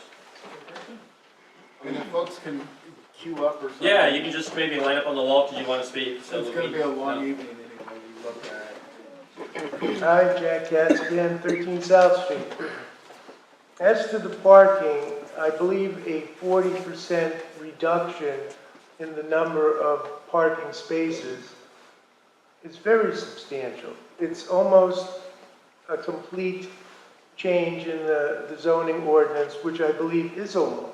The zoning ordinance is called an ordinance, but it is passed as the same thing, the same way as a traffic law. It's, brought before the trustees, it's voted on, and it's either accepted or rejected. There's been mention of 6,000 square feet of reduction of impervious surfaces, which is way less than a quarter of an acre compared to the 4.5 acres that are currently in the plan. So it's a minute reduction, but it sounds like it's a major reduction. But really, it's not substantial. Are there different ways to obtain this objective? Is to, as mentioned before, have less units. You can certainly jiggle the numbers if you have less units and people to fill the parking spaces. And these statistics about 1.2 parking units from their vast knowledge base is all self-generated and it's not able to be confirmed by anybody else unless, you're given total access to their statistical methods, which I don't think will happen. And let's see. Okay, the word land bank does not exist in either the zoning or the comp plan, and is a total new concept for parking. It is not, something that has happened before, and there are no regulations for a land bank because it isn't in the zoning ordinance or in the comp plan. So I believe that would have to first be defined before it could be accepted as a viable alternative. And I think that's all I have for this. Thank you. If you don't mind, I will be rambling on the next one. But only for 3 minutes. 3 minutes of rambling. That's quite all right. I don't speak with you. Hello, my name is Nancy Young. I live at South Street Extension. I am unclear about something that was some words here. Perhaps you guys can give me some clarity. I heard these words about reducing impermeable surfaces and stuff like that. Oh, I asked you, zoning board, how the heck does putting parking on clay soil in the first place reduce impervious soil surfaces? It puts concrete there, regardless of how many spots you have. If you put concrete on clay soil, which can't absorb water anyway, how is that helping the situation? It doesn't matter if there's 5 spots or 10 spots. It's the point of building up concrete, asphalt, whatever surfaces you guys are thinking of using for these parking. You can't say that that's going to reduce the impervious surface. It's going to create more. It's going to put weight on clay. What happens to the water? The water has to go somewhere. It can't go in the ground because it's clay. Guess what? It's going to go out to the sides. I ask you seriously, think about that in terms of what you accept for variances and what you allow in this whole project. Thank you.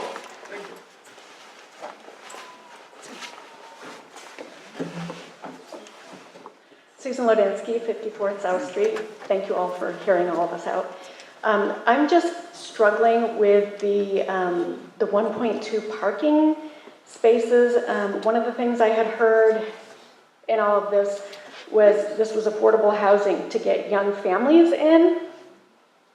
As a young family, we had more than one car. And we were constantly driving kids here and there and everywhere. So I'm just wondering how many families will have only one car or 0.2 car. And it just seems like they're shooting themselves in the foot with this, because if I were a young family coming in and had more than one car, I might look somewhere else. So I think it would actually not bring young families in, if that was the goal. Thank you.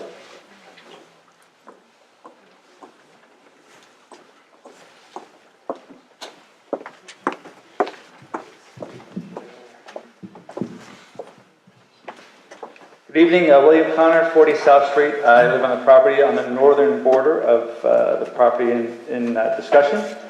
So I just want to step back to a BZA meeting, I believe back in 2016, when the applicant was granted a variance along Pennsylvania Avenue. I think it's, in my opinion, the board did not fully consider the unintended consequences of its review of that application.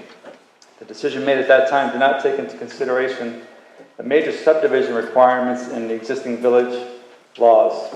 Two issues in particular that were not deliberated by the BZA at that time include the requirement that a major subdivision be accessed by a collector road. A collector road by village requirement must be 40 feet wide. Both South Street and Pennsylvania Avenue are approximately 20 feet wide. The second village law is that the streets must be a minimum 500 feet apart as they connect to a collector street.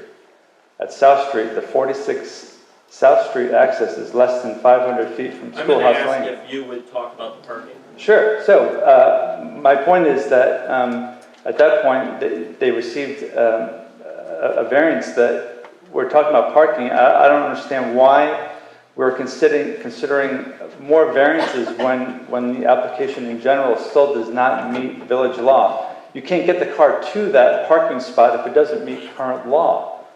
And I apologize that it's not specifically about parking, but I've tried with the planning board, I've tried with the regular board. There's no avenue, so I'm coming here to seek this board's consideration and understanding of the decisions that you've made as part of this whole process, because it's the only avenue I have to talk about it. So that's why I'm talking about it. Most people don't realize it unless you live along South Street, of the traffic concerns that are there.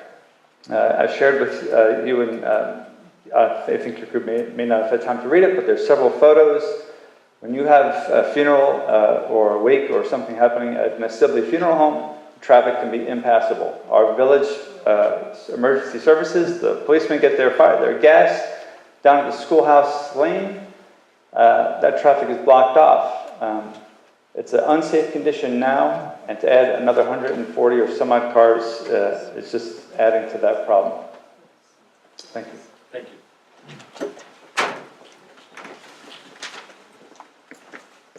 Good evening, Scott Sears, 355 Pennsylvania Avenue. I'll make this short and maybe not too sweet, but short. I'd just like to reiterate a few things that have been pointed out here already. One is about the nature of the study, which INHS has purported advocates for 1.2 only. It really should, I would assume in your role, understanding that the facts behind that, seeing it actually a justifiable research that's been done to prove that would be an important thing. The other thing is that, as one speaker talked about, I think this is an extremely substantial change. We can play around with the numbers, but whether or not it's done as a variance or whether it's actually a change to zoning would seem to be a pretty significant thing that BZA should be looking at too, because it's a big change, and it's the nature of the change is really something that should be a zoning change. But the one last thing that I want to pick up on is speaking for the residents. I have all along really not understood how it is that folks who have limited cars, and TCAT has claimed they will not go there, how it is that they're going in the middle of winter to get to SureSave. I don't get it, how it's going to happen. And also, I think if the developers were truly interested in the residents' welfare, they would be promoting things or providing things or talking about conditions that might go along with their variance request having to do with car share that they would somehow sponsor, minibus shuttles. You know, what are the things that they're actually going to do to make it feasible so that there's a fail-safe piece to a reduction in parking? Thanks. That wasn't short or sweet. Bill George with property on Hector Street in the Village. And aside from the humor value of 0.2 cars, I know that's just a statistic, but it occurred to me to look at it from the opposite perspective, I guess, that it would take, with that statistic, it would take 5 units with only 1 car to generate 1 extra parking space. And looking at it that way, it just seemed to be somewhat unrealistic to think that there would be, well, 1 extra space would lower the 5 to 4, so that there would be 4 units that would only have 1 car seems a slim possibility, as others have pointed out. Thank you.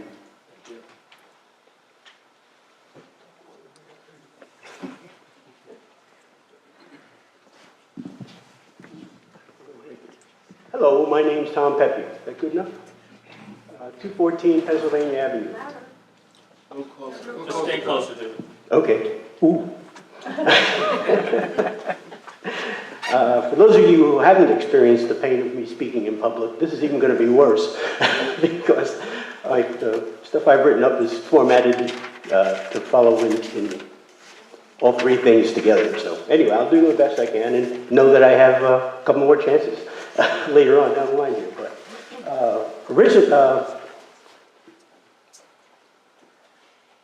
there's this variance, I believe, and it seems like there are going to be many more variances to follow, is only the first one. You have a difficult job ahead of you. The project design seems to be continuously changing. Without a stable project design, you are being asked to consider variances in a vacuum with no context and no confidence or assurance that the current project design will exist for another week or month, and certainly not until all of the issues noted above and more are addressed. Specific to the reduction in parking, I would say 40% is substantial. INHS in their request seems to, I'll get back to the 1.2 parking spaces. As some other speakers have said, I think it's important for you folks to maybe get more information about where that study was done and who it was done for, as some have pointed out already, that in a more densely populated area, there are many more options and usually shorter distances between homes and places of employment or shopping centers or whatever. So I think those are just numbers in the air for now. And I don't know what happens if their estimates turn out to be inadequate, because it seems like they're trying to put as many possible units in that wet area as they possibly can for whatever reason. I think I know, but I won't share. I was also at the planning board meeting at which the developers indicate they were encouraged to ask for these variances, and I echo what the others have said so far. They were not. That is a pretty healthy spin on what happened there, and it's easily seen on the videotape. Again, I'm sorry for skipping around on this, but they also point out, back to the parking situation, that more than half of the subsidized rental units are 1-bedroom units. I kind of question the relevance of that statement altogether, since it is certainly not uncommon for 2 people who both have vehicles to reside in a 1-bedroom unit. And once again, if their estimates turn out to be inadequate, where do people park? In the streets or whatever, stuff like that. Well, there's your time. Oh, We look forward to you speaking to the other issues. I'm sure you don't, but thank you for saying that. Thank you.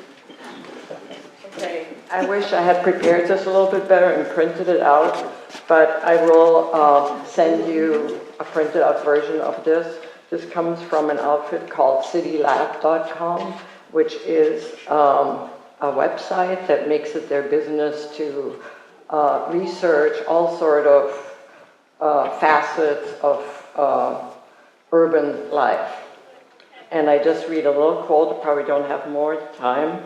Increased car ownership in America's most walkable and transit-oriented cities is a deeply worrisome reversal from what came before. From mid-2000 to 2012, transit readership increased while car ownership grew slowly, if at all. But now car ownership is expanding faster than the population. So reasons given for this, among others, is that people have more money to spend and that gas is so cheap. But there is much more in this article, and if you want to, I'll send it to you. But that would be maybe some information of why people would have more than one car. Jody Stackman, Wick Street, 40 Wick Street. I just want to point out that it's not legitimate. It's not legitimate to count visitor parking spaces as spaces for the project in a sense, because visitor parking spaces are designated for visitors, okay? And therefore, if they're not supposed to be occupied, used by the people who are there. So to lump that together and then to say that the reduction is only 17% is fundamentally dishonest, okay? That's not accurate. And so I think that you need to keep that in mind in terms of your deliberations. And I think that, I can't say anything with any authority about going from 2 to 1.2, but if that seems to me to be a rather substantial reduction. The problem is, from the beginning, that the project is too big. It's too big for the area that's there. And there's always been resistance to reducing the size of the project, and I think that's probably based on their underlying funding mechanisms. Thank you. Someone else? There's no one in line. I am going to mention right now, when we finish parking, we're going to go to the nursery school. We're going to throw your whole agenda upside down. Because we're going to talk about the little children. Okay, just letting everybody know that, so as we get into deliberations, if you're feeling antsy, we're going to go to the nursery school as the next thing. Okay. Any more public comment? Come on right up. If you want to make your public comment, we ask you kind of get in line, we kind of know that, then we want to move on to deliberations when it's appropriate. This is just a quickie. I'm Geraldine Kyle. I live on Rabbit Run Road. And with regard to parking, I see parking from a different perspective because I'm not going to move into this project, but I come downtown with my car quite often to do errands. And parking is tight in the village already.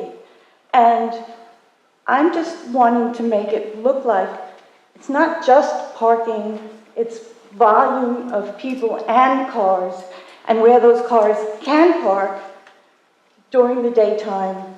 If they choose to go downtown, there's not enough parking to accommodate for them. So if they come downtown with their car to get on that bus, where are they going to park?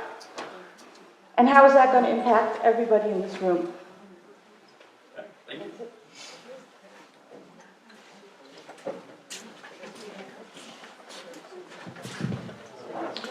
Good evening, I'm Jerry Kraus, 108 East Seneca Road. How are you tonight? I'll talk to parking, but my comments really are sort of in terms of variances and my opinions about them in general. And I've been a resident here for 20 years. My wife and I raised our kids here. Generally, I am opposed to issuing variances, and that's not to say I am anti-development or anti-progress or anti-free enterprise by any means. But the zoning ordinance, whether you want to call it a law or an ordinance, are the rules that we have established as a community. And To say that variances are part of the process, yes, that's true, but I think these should be looked at very judiciously by the zoning board, and I think that you should err on the side of caution versus getting accustomed to issuing variances. On the parking itself, again, the rules are there for a reason, and it's for the future development of our village as a community. I agree with the others to say that if you don't fit into the zoning ordinance with your plan, then maybe you should change the plan so that you don't have to be given an exception. To say that it's not changing the character from your last plan to the current plan is kind of a ridiculous statement. I think it needs to be looked at as a whole project. I'm against setting precedents in the village. As you know, I've got my own situation that I'm looking at on a small scale from a zoning board standpoint. I have a complaint of violation in. Maybe at some point you can get back to me and let me know what the status of that is and where we go from here on that. But I'm really just for an open and fair process where people can feel listened to and we can believe that our public officials in the village are looking out for the best interests of the villagers here. Thank you.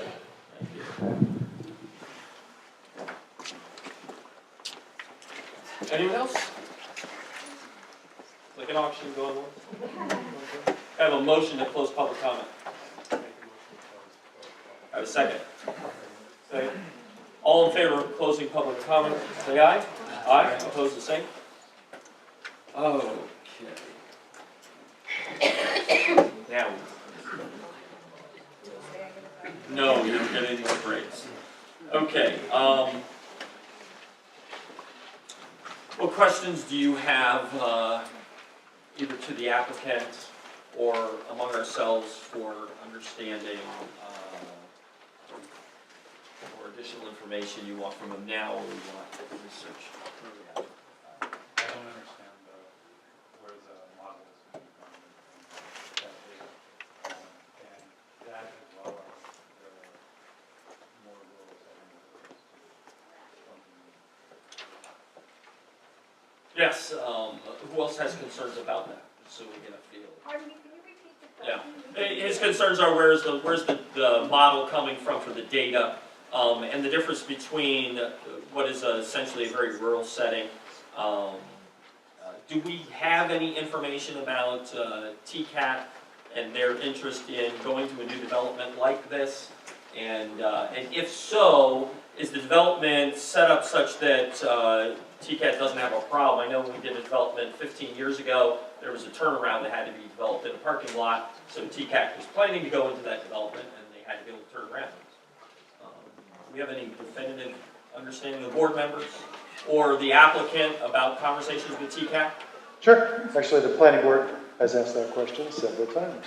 So, in fact, at the last meeting. So we talked to TCAT about a year ago.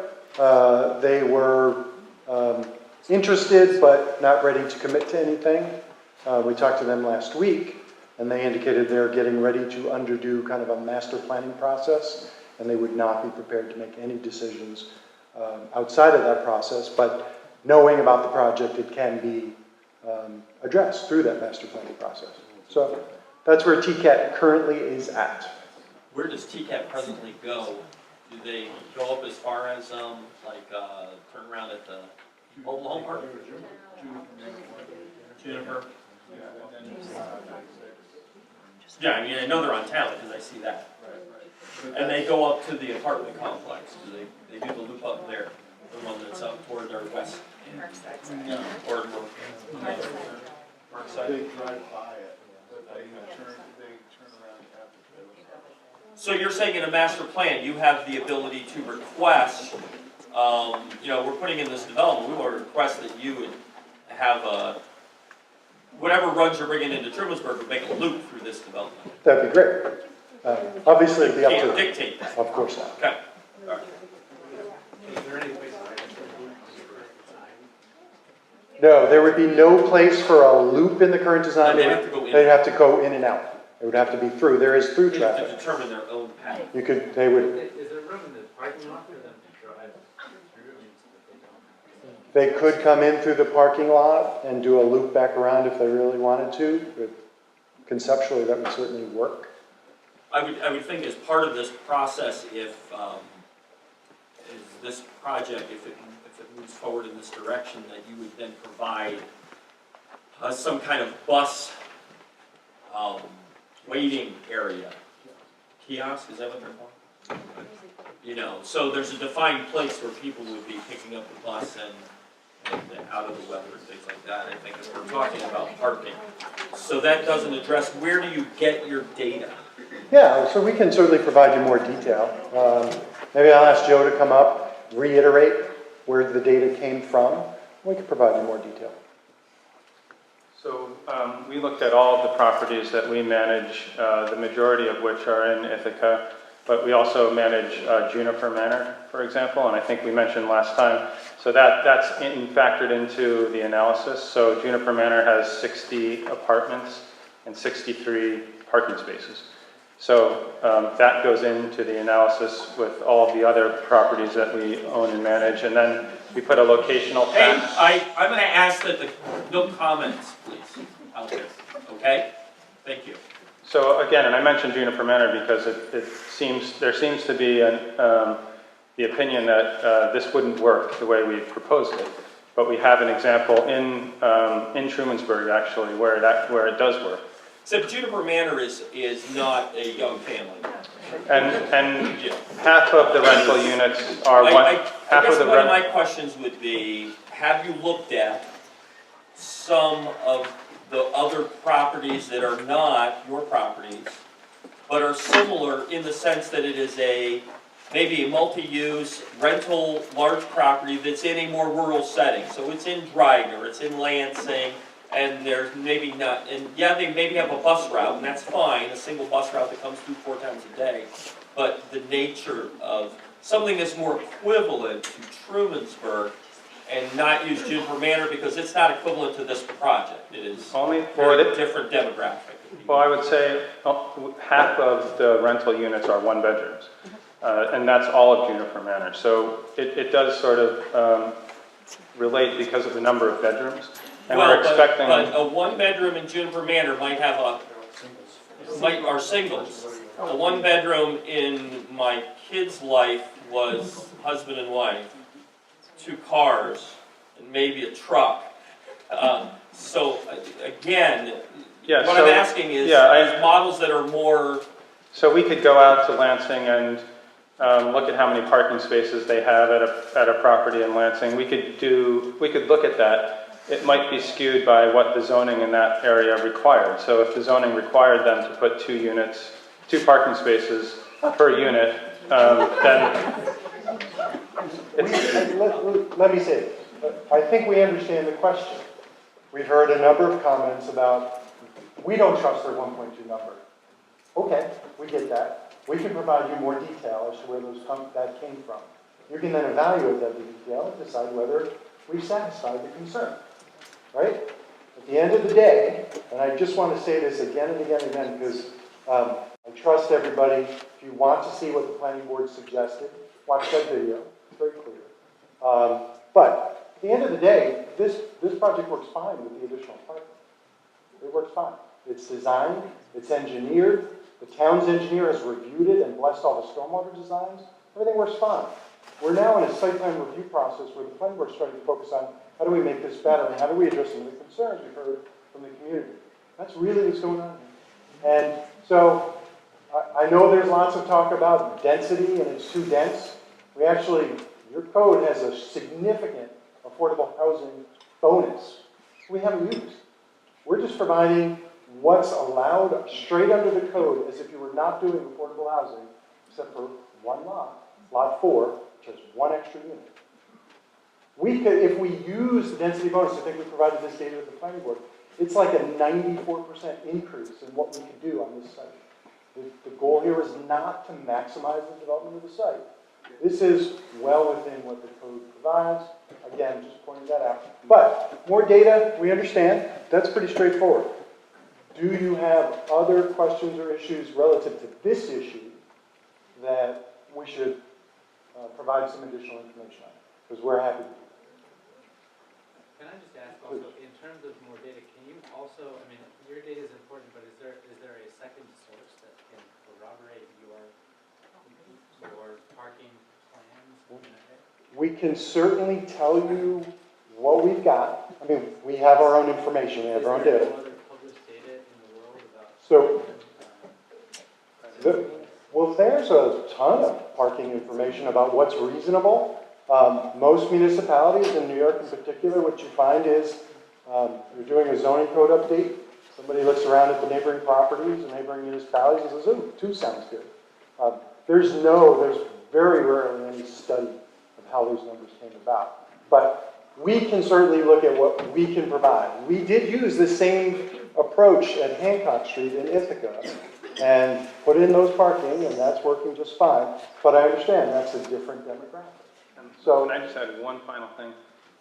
We don't want to build a property that people don't want to live in. So there's no way we would put something in front of you that we thought people are not going to live there. That would be a bad idea for a property owner. So we feel comfortable, based on all of our experience, that the number of parking spaces is going to be adequate. I just want to reiterate that you know, the last thing we want to do is build an apartment complex and a community where, for some reason, it's not going to work and people are going to say, "I don't want to live there." So we have to be comfortable as the property owner, because we're going to own this for 50 years. We have to be comfortable that this is going to work, and that's how we came up with the number. But we can absolutely provide you more data. And what I'm hearing is look for evidence or what third parties may have done. We'll gather what we can. I don't know that we can, but we can certainly look at it. I just have one other question. Yeah, please. Somebody wrote this up. Are you going to have car share vehicles out there? We are. Part of the plan? No.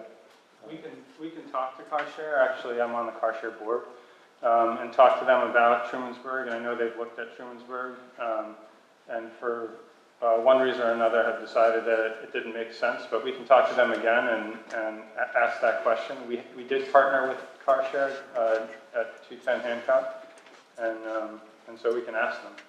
But not currently part of the proposal as you evaluate the variance. Do you have other questions for them right at this moment? Can you ask a question?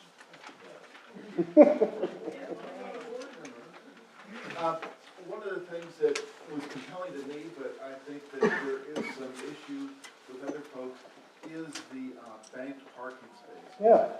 It seemed like a good idea to try out a lower number, put something aside. I think there needs to be some kind of reassurance about, okay, we're going to do these over there, but exactly where it is, how. I think we also spoke about what would be the threshold. The mechanism. To getting there, and you know how we can hold you accountable for doing that. Exactly. There was a bit about, well, if you know the tenants are taking each other's spaces and getting in fights, you're going to certainly have whoever's doing property maintenance here about it. Yeah. But something where the board can look and say, okay, this doesn't seem to be working, and I would like that to happen well before we get complaints from folks on South Street. Oh yeah. They're parking on the road, and then we get the police and we write tickets, and Right. So the concept for land banking actually came from the village's engineering consultant, MRB Group. They indicated to the planning board when there was a discussion of how to reduce parking and eliminate some of the impervious surfaces. They suggested that they've used land banking in other communities they work in, and that it has worked effectively to reduce parking and kind of provide an opportunity for an already approved parking plan should parking become a need. We have not yet gotten into any details with the planning board as to what that mechanism would be. But if I were to speculate, I would imagine it will be a condition of site plan approval that these land bank spaces would be provided on the plan, and there would be a mechanism for the planning board, or frankly, to actually fall to you as the zoning officer to implement that requirement. And I think we need a lot more information from MRB Group as to how that's worked in other municipalities, but it's absolutely something we can work our way through.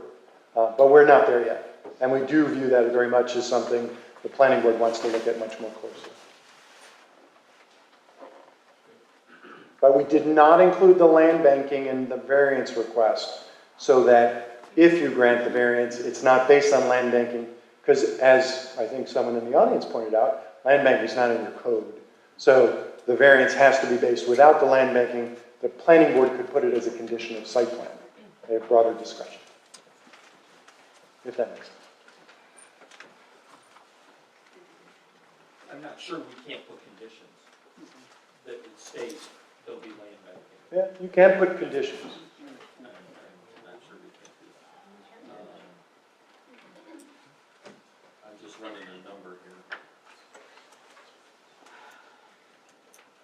If I can get my phone in, or I can do it the old-fashioned way. All right, so we can walk through, because this will generate more conversation and more questions. Let's walk through the area variance rules, and that will generate more discussion. Will an undesirable change be produced in the character of the neighborhood, or detriment to nearby properties will be created by granting the area variance? I would say no to that. There's going to be less pavement in the city. It's a tough thing to argue with. Just based on one, the land bank that I think it's part of that. Undesirable. Assuming that 1.2 is a correct number. So that'll be the next question of the other question. Because while we're going to lend, we could add a contingency for a land bank. Yeah, when you talk about less, there's less impact. Now, the impact would be like suggesting that someone's parking off-site. But that would have to, that would become a legal issue. As people parking in the wrong places. We don't want to, I can appreciate their statement that we don't want to build something people don't come to. That doesn't make any sense at all, to build an undesirable property. And they are their own neighborhood, in a sense. What you visibly see is all within this property.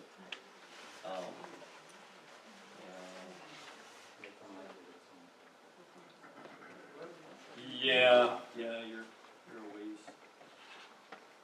South Street. The benefits sought by the applicant can be achieved by some method feasible for the applicant to pursue other than the area variance. Yeah, they can add more parking. They can just fit it in the plan and make it feasible to. Now the question becomes is if you have a bunch of empty parking that's just sitting there, that's impervious surfaces, but again, it's only a detriment to that local little neighborhood that they have unused parking sitting there. Yeah, they'll have to do with more runoff. The requested area variance is substantial. I think we really got to look at it as lot 8 by itself, not as an overall project. So, to me, 40% reduction is substantial. If you add in the extra 10 visitor spots, making it 63 spots for the 43, what is that, 1 point? I don't think you can add in the visitor spots as available spots. Because anybody who lives there is going to have people come over and visit. Right. I mean, nothing worse than you don't have any place to park because you come and visit. I understand that. So, I mean, you can't, to me, it's still 1 point, adding those visitor spots in, it's around 1.4. Okay, I ran the numbers. You see the land bank they have in here? You see the 8 spots they have drawn in here as potential? Yeah, that's on a different lot though. It's on the other lot, but it's right next to this lot. It connects so it all looks there, it goes 8. If you add those 8 to the 56, that's what's for the rentals, and you divide it by the 43 units, you're now at 1.5. So how are you getting 56? 56 was how many they were already providing. They were providing 56 spots of the 43 units. That was the 1.2. That was at 52? Yeah, That was 56. Isn't there another rental too? All right, so let's do the number again. You're at 52 and you add 8, you're at 60. 60 for 43. 60 for 43. 1.4 change. You're at 1.39. 5. So, 1.4. You're at 1.4, which already drawn in the plan, looking just so it looks normal, you're at a less substantial variance. 1.4. You're adding 8 more spots. Again, that's on a separate lot. Well, It's it's 30 feet. So the people who are over here, so, I mean, they have redesigned it, but I'm looking at the design as it's already drawn up. You're at, how can it be sought, achieved by a method that isn't a complete change of the whole thing? And, you know, so already within there, without calling the land bank, you can just say, just put the 8 spots in, and we're at 1.5 or 1.4, and it's not that's just a thought there. The proposed variance will have an adverse effect or impact on the physical environment or condition of the neighborhood. Actually, no. If we ask for more parking, it's a greater physical problem. It's less. Self-created. The question really becomes numbers, because, you know, I find that who doesn't have a car? And who doesn't have 2 cars? To not have 2 cars, The question is, how many one-bedroom units are going to have one person living in those couples? And most couples have 2 cars. If you're living in a rural area, you have a car. You really need a car. Juniper Manor is a unique demographic. Right, but in a Juniper Manor, there's only one person living in the one-bedroom apartment. Not every one of them. You may have visitors, but again, people living in Juniper Manor, 1 bedrooms have 1 person, 2-bedroom units have 2 people. That's the way it's set up. And my parents, the last year and a half, they were there together as 2 people, had no car. And they were in a 2-bedroom unit. And they were in a 2-bedroom unit, they had no car, because my dad shouldn't drive anymore. And I took his car, you know. But, so that's a unique demographic, that's not this demographic. They're using that demographic. But they're also not asking for the same thing as Juniper Manor. And Juniper Manor has more, but I was over there every day for about 6 years. And I would say 3/4 at most, I'm really busy, the parking lot was about 3/4. Always at least 25%, maybe more. So Again, looking at no, it's different. No, I'm just saying, so that demographic is like 0.75. Well, your mother-in-law was there, did she have a car? I'm a regular bus rider, and the loop sometimes goes through JM1, and I think Scott's accurate. A lot of times, a lot is 3/4 full at the most. And that's anecdotal, of course. It's usually at the end of the day. So maybe some people it's all work, maybe not. I don't think most people that are Right, you have to be either aimed or received. We don't have to work till we die. I'm going to. I think the idea of the land bank is going to be difficult, like you brought up, difficult to judge when it should come into play and when the difficulty is.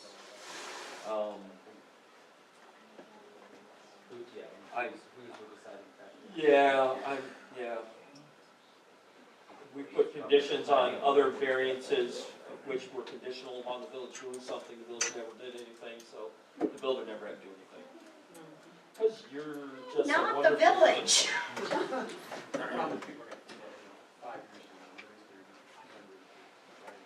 Right. So. It's not written down anywhere, so it's probably in some piece of paper. Yeah, I think I would feel most comfortable if whatever we come to, it's not conditional. This is it, and this is what you need to live with and figure it out, and not make it conditional. that you have to come back to. Come back with your numbers. Where you get this data from? That's what I want to know. So, I make a proposal that we, shelf this one for right now. Get Wait that for the data. applicant to come back with their data, where they came up with 1.2 numbers, the hard numbers, please, and what you used as your rubric on this. And comparable And comparable to other rural units. Hancock Street is not. Right, right. Drive-in. Manor is not a. Yeah. Yeah. And not just the number of spaces, it's more about capacity, you know, or not the number that are actually filled, right? Yeah, I don't mind the applicant giving us I'm not telling them what to do, but I wouldn't mind them giving us a letter from the property manager of X property in Lansing, Dryden, Groton, whatever, that is this kind of a place. They have this many occupied units. They put in this much parking, but this is how much is generally empty. And that's not anecdotal, that's a person who's running the property. And they can say, you know, we had to put in X amount of spaces, we have X amount of, we didn't have enough, we put more. And there's something that's at least comparative. That they could say, hey, a quarter of our lot is empty all the time. And we just put in all this pavement that's for nothing, we've been here 5 years. Is that okay? You're making that a motion? I was making that a motion. I couldn't tell. To what? Table it until we have our Can we do data. that again? Because I was so. I would like to We have a motion. Motion to table variance until we have further data from the applicant, Specifically the parking specifically the areas. parking for this matter. Yep. For this matter, of course. I'll second that. Okay, we have a second. Any question? All in favor say aye. Aye, opposed the same. Trumansburg Nursery School. We know what it is. Anything change? Yes. Tell us just the changes without going over anything redundant. Okay, in tab B of that February 12th submittal is a blow-up of the nursery school site plan area. Ryan's just standing next to it over there. We've clarified the square footage of the building, 4,000 square feet. Parking for employees, the discussion we had at the last board meeting with the nursery school, 10 employees. We provided parking for 10 employees. Drop-off pickup, discussion was we really would like to see that separate from the parking area, so the two are not really interfering with each other. We've done that. We've also provided 5 spaces in the drop-off area, so folks can stop, park the car, get out of the car, get the kids out, get them inside, come back. We also provided 7 additional parking spaces. If someone needs to go in for a longer period of time, we wanted to have some additional parking. So we've gone from, I think we had 6 in the original plan, to 22. And that is the main change. The nursery school did, in response to the last meeting and some questions you had, provide some additional details. That's in tab C. They wrote a letter, just kind of putting everything in context, but specifically explaining number of classrooms and staff. All right. You do have 3 standards in the code for special use permits. We spelled them out again in the letter, but your code says the following standards shall apply to all special uses. Location, size, nature, and intensity of use will be in harmony with orderly development of the district and will not discourage appropriate development and use of adjacent land or impair their value thereof. We strongly believe the nursery school won't. The robust parking and drop-off pickup design is really the key to that. Are the operations more objectionable than a permitted use? As we previously, when we were in the planning process, schools are a permitted use in the R1. And this was originally a nursery school concept, which led to the earlier determination from the zoning officer, previous zoning officer, that no special use permit was required. When we got clarification from the nursery school that because they want to do the full day, they need a daycare license, and that's what brought us here to you, the daycare. But a school is a permitted use. We would say this is certainly no more objectionable than a permitted use. And is it in conformity with the Trumansburg Comprehensive Plan? Again, we believe it is. I'm confident others take a different approach, and you're going to hear from them in a minute. But we would say the nursery school is an important part of an integrated, affordable, walkable community. The code specifically allows it by special use permit, which of course is, as you know, is a legislative determination that it's in harmony with the surrounding uses. And the planning board has previously determined that the project as a whole, including the nursery school, is consistent with the comprehensive plan. So with that, unless you have any questions for me. We'll come back. Okay. Let's have a motion to open public comment. I'll make the motion to close on it. I'll second it. All in favor say aye. Opposed the same. Okay. Who wants to speak to the nursery school? I'll speak first. Deb Ostick, can you hear me? 4393 Waterberg Road, and I'm obviously speaking in support of the special use permit for the Trumansburg Community Nursery School. TCNS has been an institution in our community for the past 60 years. 60 years is a long time. With 40 students a year, TCNS has touched the lives of at least 2,000 children and families in our community. We are founded under the initiative of a group of local parents, and parental involvement has been a hallmark of our program. Parent participation helps develop friendships among families, builds a strong sense of community belonging, and supports the learning experiences of all children. Over the years, TCNS has built a strong educational program based on the best practices in the early childhood field. TCNS boasts an excellent staff of talented and caring teachers and a well-balanced program focusing on the development of the whole child. It would be really easy to underestimate a small nursery school program in a church basement, but TCNS has built a truly stellar program over the years, and the village of Trumansburg should be proud of us. I can't overstate the high quality of our teachers, again, and the teaching staff, I would put us against anybody, anywhere. Children's issues in our society are often pushed to the edges, relegated to the margins and the basements, but I believe that Trumansburg can do better. We can make children and families a priority in our community. In Trumansburg, we can build an early childhood facility that reflects the excellence of our TCNS program and meets all the current developmental and safety standards, which is a good thing for the village of Trumansburg if we're meeting all the standards. We can have safe parking and drop-off for families, and accessible building and playground. The nursery school is a good match for a residential neighborhood. For many children, school is the first experience outside of the family, and an important part of our program is to introduce children to the meaning of community, to belonging and responsibility. Here's a chance for us in Trumansburg to really show children that they are valuable members of our community. Someday, these little children will be sitting in your seats, or on the village board or town board, in state government or the U.S. Senate, and they only get there if the community is behind them, if they feel like their voices matter, and they have the power to make a difference in this world. So you all can show them that this community values children and families.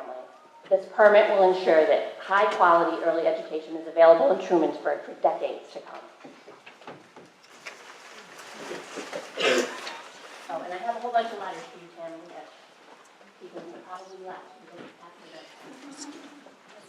The emails we And there are some emails too, yeah. I'm not sure if the emails. That's okay, I can Well- go through and, yeah, I haven't seen a lot. Right ahead. Good evening, I'm Kathy Wilsey. I live at 52 South Street. My husband and I have lived there for 15 years. We've been homeowners within the village for 23 years. My husband honorably served in the United States Air Force for over 20 years. He is now an invalid, and I think we're entitled to some peace and quiet. If the nursery school is approved, our traffic, pollutants, noise will all increase a great deal. If you approve this special use permit, I hope you will hold them to realistic hours of operation. People don't bring their kids for childcare at 8 o'clock and pick them up at 5 p.m. Please bar outdoor play from 6 p.m. to 7 a.m. and on Sundays I think we would be entitled to at least that. And please put a short term on any initial special use permit so that we could come back and talk about dumpsters and noise. Thank you. Thank you.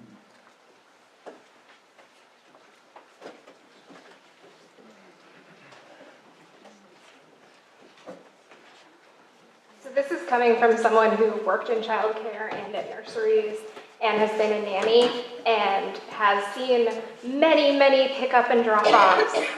I can tell you right now, 22 spaces is not even close to enough. 25 kids for a class, that's 25 cars. They all start around the same time, and most people's work start around the same time. I'm fine with having a nursery school, but I think that they need to be more realistic in the amount of parking and employees, and even, I don't see any mark of having handicap parking for parents who have handicap needs. And I mean, 22 spaces, that's like insanely small. I've seen drop-off lines that have cars going around the block. I mean, I think you can just see it at the high school or in the middle school and the elementary school at the end of the day, and I just think that this parking and this setup is not super realistic for the space that it's in. I mean, like a 5-car drop-off place, also, like, it's way too small for a nursery school that's 4,000 square feet. You just need to be more realistic because it is a great place for the community to have a daycare. But I mean, you need to go into this seeing that it's probably going to grow and people tend to drop people off at the same time every day, and that's going to cause problems.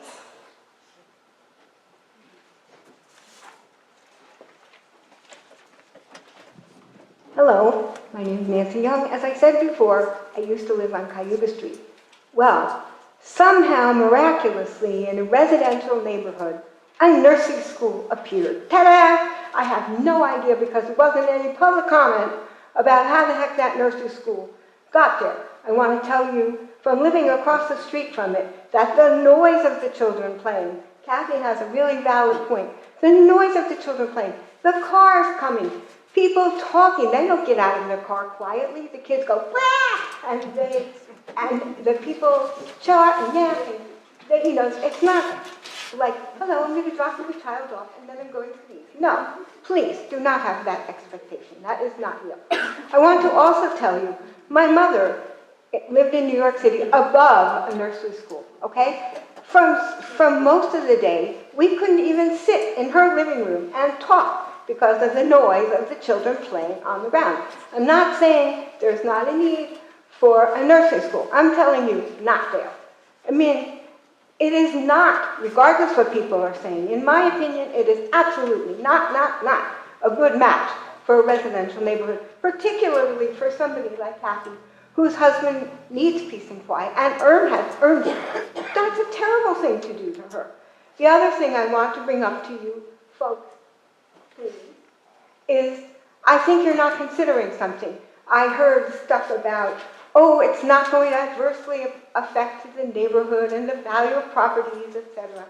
I am not seeing any hard data, or have not heard of any, where that said real estate agents, not Lindsay Hart because her husband is the mayor, not Lindsay Hart because she's involved in other things, with all due respect to her because we used her, other independent real estate agents coming in, giving their time of the value of houses on South Street, of the value of houses on Camp Street, on the value of houses in Pennsylvania Avenue, Tamarack, all those things.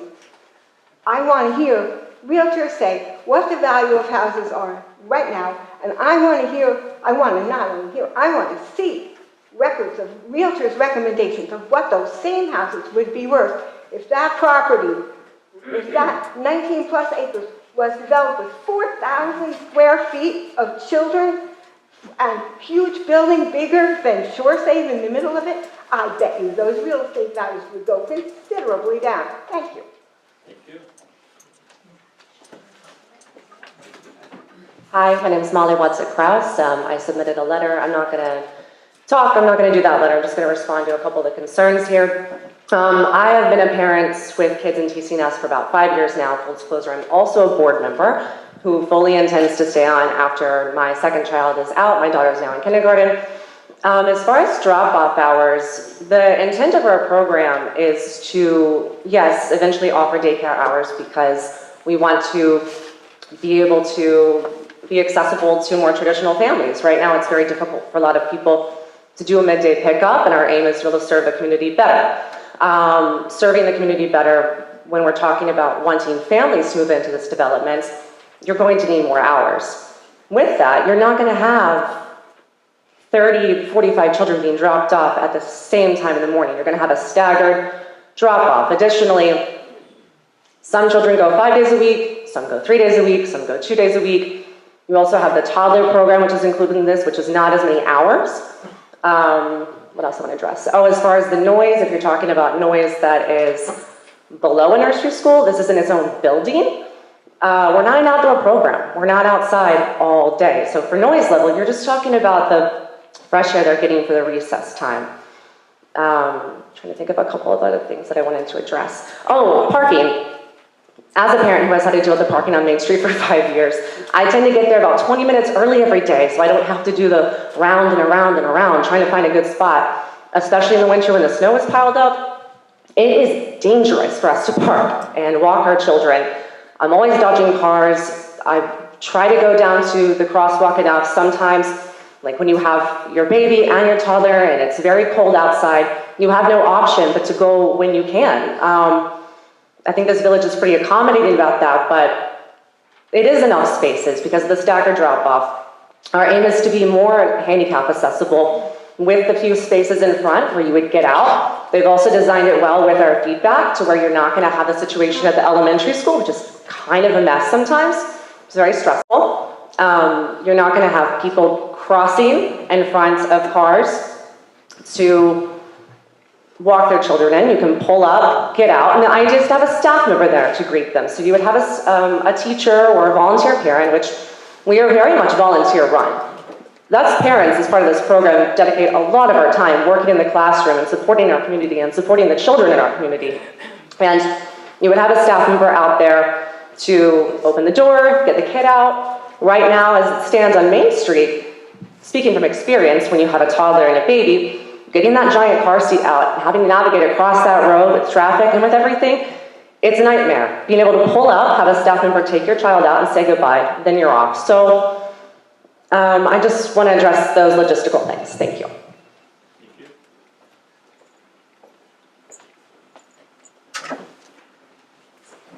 Evening again, Sarah Adams, 4 Falls Street. The change of plan, recent change for the parking going from 6 spaces to 22 spaces actually has come about as the result of INHS entering into an agreement to purchase another existing residence on South Street. So I would argue that that's already a pretty negative impact on the neighborhood, that they are going to now have to this house that's been a resident is now going to be surrounded by access road on one side and a 22 to 25 car parking lot in the back of it. And I'd also like to suggest that the applicant keeps referring to this project as a mixed-use project, but we actually don't have mixed-use zoning in the village of Trumansburg. We don't have mixed-use definition. And my reading of the zoning is that this is actually a commercial, the school is a commercial use in a residential district. And within that definition, there's something under section 309, additional provisions for special uses, which allows for a different use in a residential district. But it does have certain provisions, which include all activities shall be carried on wholly within a building or structure. No more than 4 persons shall be employed in the business. All parking for employees and customers shall be provided on site. no exterior display, storage, offensive noise, and then goes on to talk about retail, which obviously wouldn't apply here. So I really think that you need to look at the zoning, this whole zoning issue very carefully. The planning board has really not addressed this issue yet that I can see. But I don't really understand how this school is even being proposed for a residential district. So, thank you.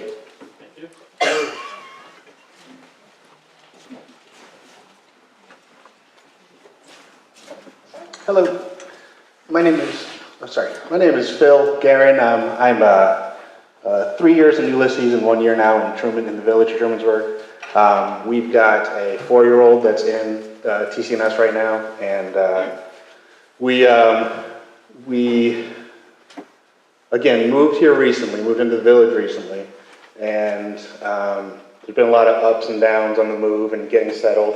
Some people know a lot about that. But the last time there were tears of joy in my house was when we joined TCNS and met the other parents.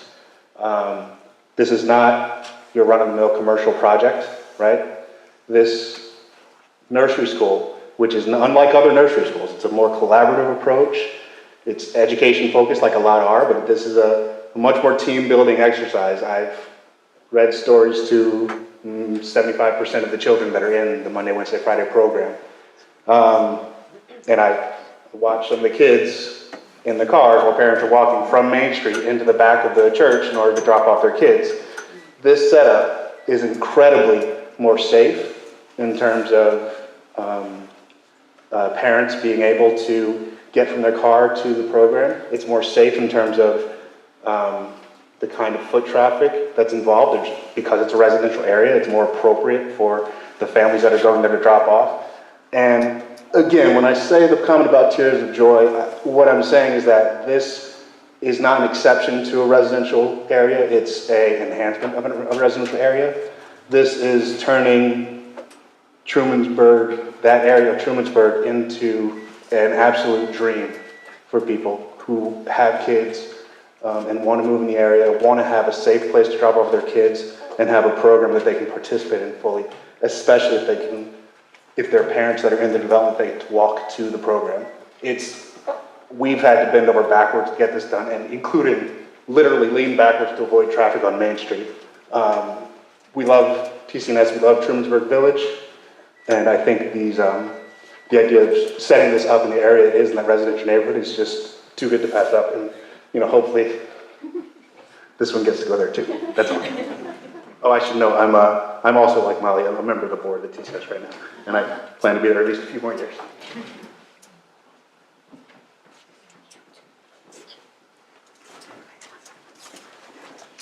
Paula Oregon, 355 Pennsylvania Avenue. I addressed a lot of issues about the nursery school, special use permit. I think many of them have been brought up tonight. This project will cause significant traffic impacts that are going to be compounded with the existing 73 units, with an added 22 parking spaces in an already congested area. There's lots of evidence that's been provided about the fact that this is too close to Schoolhouse Lane, as we know the road, the access road, that we can expect 40% of increased traffic on South Street as a result of this development. There's lots of evidence that's been provided in terms of traffic. So I have a huge for us to have 1 hour of extended day in the morning that our kids could go. So I see that as a benefit. I think TCNS is a great program, and we as a community should do what we can to support it. And in terms of the parking, I know that the daycare would allow, as Molly said, for it to be more of a staggered drop-off because not everybody's getting there right at 9, and that some parents walk. I guarantee you my kids are going to be walked there by my mom in the snow or the rain as they are now, because parking on Main Street is crazy and unsafe getting 2 kids out of the car. So that, I think, is all I want to say. Thank you.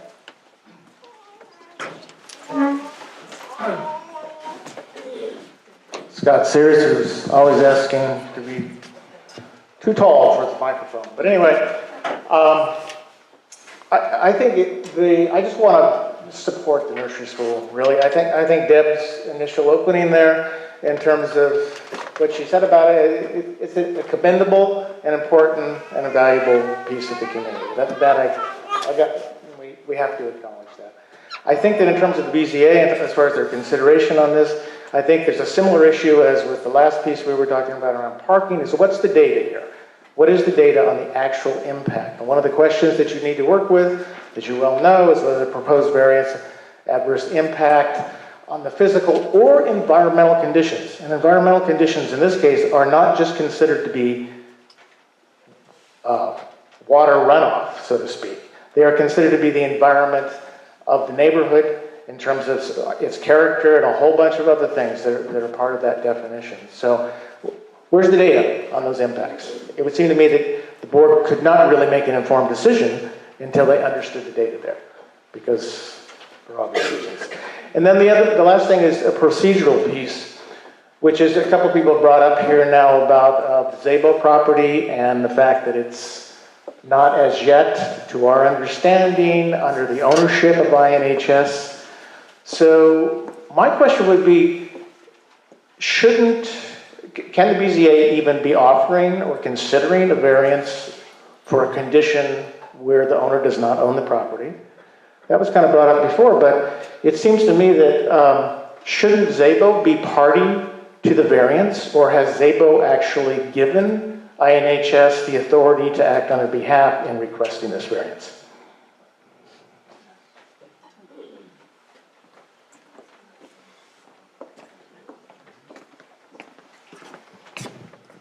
Hi, Susan Ludinsky, 54 South Street. I wanted to speak to the impact of neighboring properties, or on neighboring properties.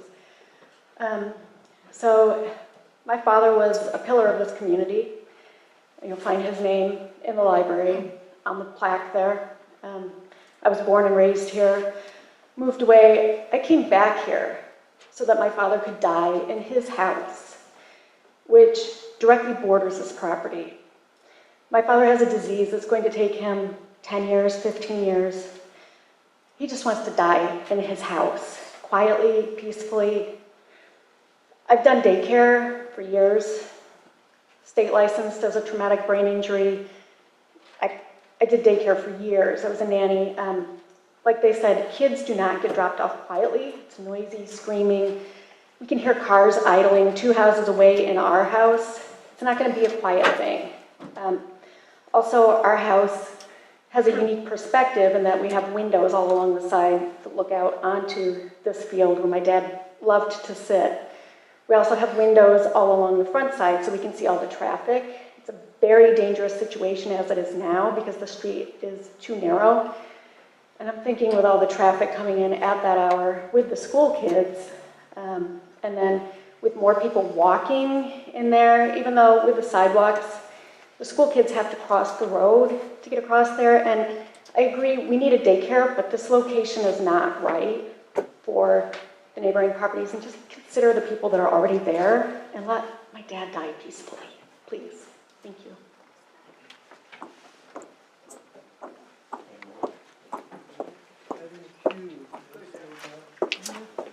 Yeah, have you gone on this issue yet? I don't remember.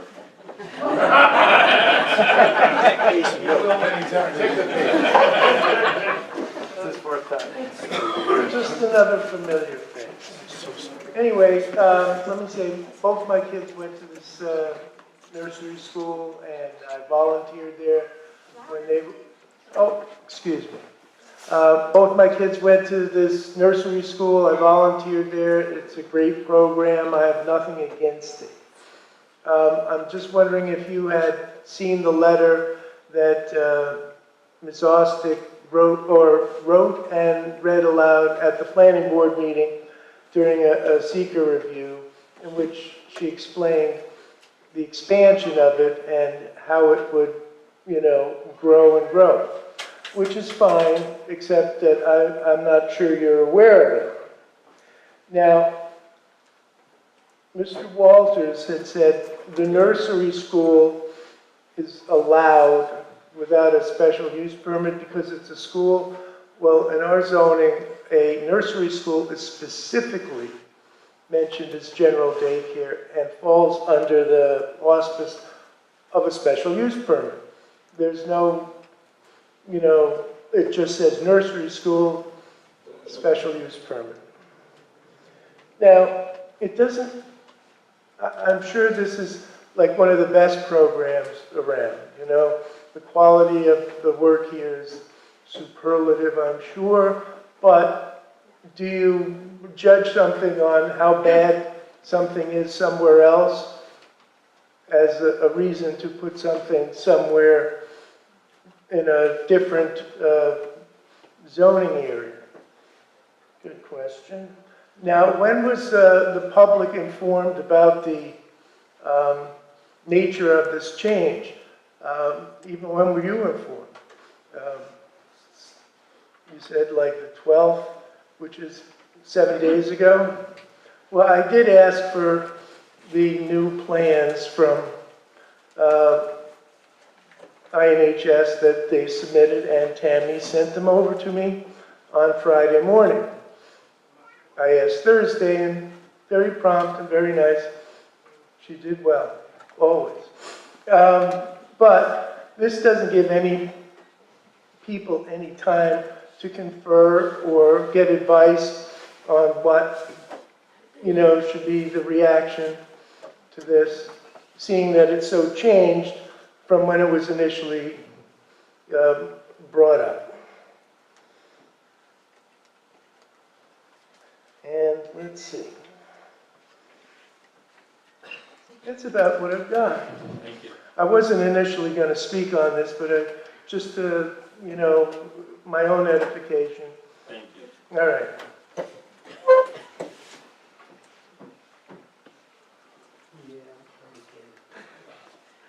Hi, Tom Pepe again. Not too much, but I heard nothing but good things about the daycare center or nursery school, I guess as they call it. My children were too old to be in it, so we never considered it way back when. But I think, for sure, like some of the same things that you've heard already, it will introduce a lot more traffic into an already pretty busy section of the neighborhood, especially with the introduction of traffic from the new development, where school children, I take a walk around the village every day, and school children are walking through that same area all the time. So there'll be multiple drop-offs as the usage or the programs expand. That will extend throughout the day with noise involved in that as well, but safety issues as well. And I thought at one time another location was being considered, so I'm not sure if that's still on the table or not, but it seems to me like you folks might need to get more information about how long some of these programs are going to be, because lots of these times variances for a special use permit maybe can have some conditions on it for a certain period of time or whatever, as kind of a trial thing, but it seems like there's still a lot of unanswered questions on the project itself, and this as a part of that now. So, thank you. Anyone else? Have you spoken already? Oh, you did? Okay. You're on top of this. I don't recognize anybody at this point. I mean, I recognize, no, you've already spoken, thank you. We've already spoken, so you can't say anything more, thank you. Let's just be fair to everybody, okay? It's after 9 o'clock, let's be fair. Any other people haven't spoken? Oh. He spoke already? Well, you spoke under the variance for the nursery school senior talk. This is the variance for the nursery school. He spoke about the nursery school under. Oh, you did speak about the nursery school, didn't you, Tom? Go ahead and say something. I agree with that. If you've got 10 staff, does it make sense to have 10 parking spots? No. 10 instead of 22? Right, well, they were told, I heard that there were 10 parking spots for staff. If you got 10 teachers, then you got a full parking lot immediately, right? What happens if you have an administrator at that program? What if you have a nursing person? What if you have a... That's part of the staff that they're talking about. So you have no parking. full parking. Okay. Another concern I have nothing against the program, the daycare, the school, and I myself hear many good things about it. I'm very supportive, but I think this is the wrong place for a great program. What is the capacity now of the daycare? Are they at capacity? Do they have 40 students there? What's the enrollment like? No, this will allow them to have more students, as presented in their proposal. Okay, so it's growing.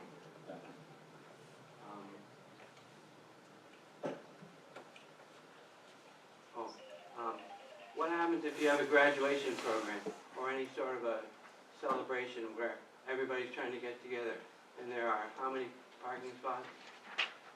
Well, if you have 40 kids and 40 kids are taking part in a celebration, is there space? What's going to happen with the 40 parents that come in with their cars? Will they be able to find a parking spot? And the other thing would be delivery vehicles. I think it's unfortunate that the variance has been granted for entrance when the amount of space needed is not there sufficiently. I think the same problem is going to happen with the daycare center. The location is they're going to outgrow that space lickety split. Thank you. Thank you. I seem to have something else to say. I just want to point out that we, from the beginning of talking about this project in the village, have been sort of shamed into not being generous to two very commendable things, namely providing housing for those in need and daycare for those that have to work. And I think it's about time that somebody also looks at the existing neighborhood. People want to live in Trumansburg because the village is existing in a certain way due to the involvement of many, many people that live here. We are a place that has a lot of green. We have safe streets. We have, we can see the sky at night. It's fairly quiet. What I especially like in our neighborhood or village, you cannot tell who is who. You don't necessarily know who is rich or who is poor, and that is really amazing. And one of the things that I object to about this project is that it, to my mind, creates a very unusual thing in Trumansburg, namely a segregated neighborhood. But really, what I want to say is this is already asking a lot, this affordable housing project that is going to be put in there. Why, on top of everything else, whenever we complained about that this was too massive, was the only response to put even more stuff in there? And I think it's clear that the affordable housing and that a daycare center are great, but those are completely different issues. What we are discussing here is this the right massive thing, a segregated unit in the middle of our village that functions in a very, very different way. And, you know, a neighborhood is a very fragile texture, and it can easily be ripped. And the sale of the Zabel house is the beginning of something very different happening on that street. Anyone else?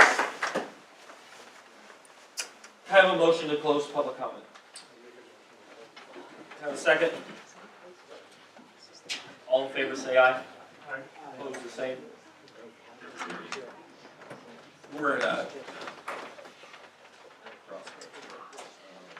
We can walk through determination of this right now. Or we could move to the last issue and let public comment happen on the last issue. And maybe, we already have a meeting scheduled for 3 weeks. 3 weeks? About 3 weeks. We have another meeting scheduled.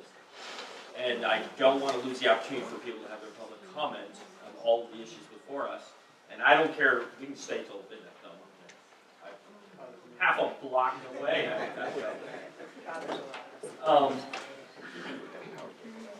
So if you want to do some deliberation, we can on this right now while it's fresh. And at least hear public comment on the last issue. Or move to the last issue of public comment. I'm just taking suggestions. We're not making a motion. I'm just taking suggestions. And then all right, let's go deliberation on this. So special use permit deals with like 3 issues. The first is the location, size of the use, the nature, its intensity of the operation involved, the size of the site, location of the site with respect to existing or future streets. Will it be in harmony with an orderly development of the district, and the location, nature, and height of the building walls, fences will not discourage appropriate development and use of adjacent land and buildings or tear down. This is a special use permit.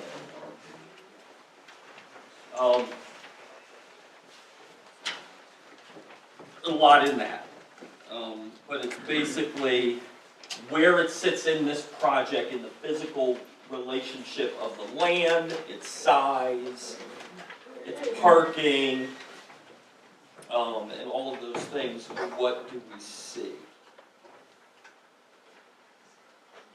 I think they came before us before, did not, obviously not enough parking spots for the zoning requirements of 1 parking spot per employee. They've expanded their parking, the design is 100 times better than what it was, if you ask me, as far as the pull-through parking and things of this nature. It is large, the lot is large, unfortunately to accommodate the scope of the project, it needs to be. Right. The staggered nature of the project, meaning the staggered nature of their program, is that going to continue that? That's our plan, in order to make parking not be so crazy, that classes would start at different times. Unlike our school district, Unlike our school where district. everybody comes at the same time, Correct. everybody leaves at the same time. Correct. And during special events, they park everywhere. I mean, that's the school. Once or twice a year, they park on every piece of grass and gravel. So your plan is to not have that kind, because you have a varied program. Right, we can start whenever we want. And is your anticipation that the before school or after school is going to be a majority of your students? What has been the request and your history?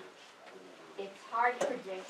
I would say less than half would come before and stay and or stay late. So even with the staggered program, you then have a staggered amount who come in early and a staggered amount who leave at the end of the project, as opposed to your total capacity. Your total capacity is how many students at one given moment? 90. Rough numbers. 45? Yeah. 45? Yeah. How many families have you typically had that have siblings who attend together? Meaning one mom's dropping off 2 kids. Right. Well, I mean, 2-year-olds are the youngest, so probably maybe like 4 or 5 families at a time. I mean, we don't take babies, so it's that are not 2 kids coming to be ready. My question is, of 45 students, you have 45 parents coming, or you have 40 parents coming? Because 5 are 40, siblings. so say 40. Okay.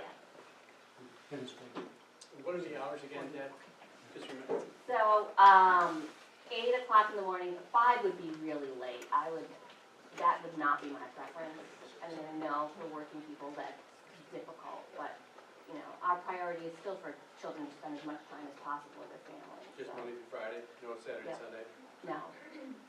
I mean, we do, I'm not gonna lie, we have like parent meetings like occasionally at night, and, you know, we'll have to have staff training, will probably happen like in the evening, but, you know. But you're not going to run a program. No, No. Any times in the evenings or Right, our on board weekends. meetings would be at night, you know, those, but, Right. yeah. Just clarification, it's 48. 48. Sorry, yeah. Okay. Now, Deb, do you see expansion of the program at all as far as number of students, or is 40 would be the max? That's how many that would be the max number in the building. I mean, that's an expansion over what we have now. Correct. Yeah. I would say for this specific. Yeah, I think we're being really realistic about, the capacity in Trumansburg.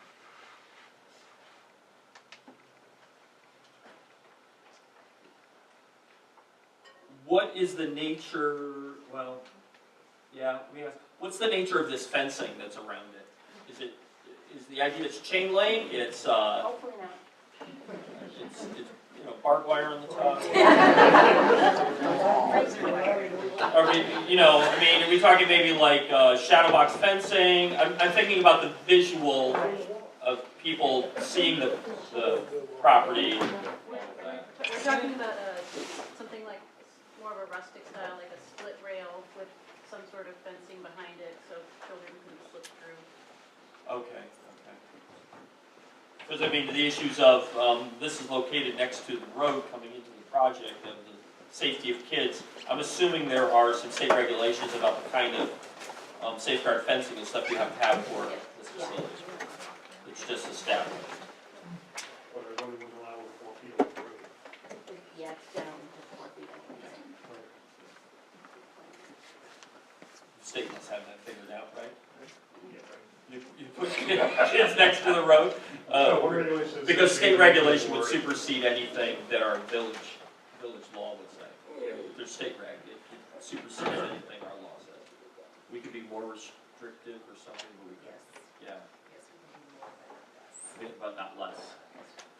We had that right. Other questions about this first part here right now? Questions? For that? Second part says, operations in connection with any special use shall not be more objectionable. So now this is what happens. We talked a little bit about this. They talk about noise, fumes, vibration, flashing lights, increased traffic, or other objectionable reasons that would be the operations of this permitted use. Just to add to that, then would be the operations of another permitted. Right. Just in Right. comparison with something else. Yes. Not like Yes. You looked up that issue about, is it daycare or the nursery school that is the reason we're here? Did you see something that was clarifying that? Versus what was permitted versus what was special use? General daycare facilities needs a special use permit. But the school does not. Right. The school does not need a permit. It can be in a residential area without a permit, but daycare. That still requires site plan. Yes, they're all under site plan review. Okay. How, in your typical program, let's say your typical program then is what, 3 hours long? How much time is spent in playground, recess? Half an hour. Half an hour?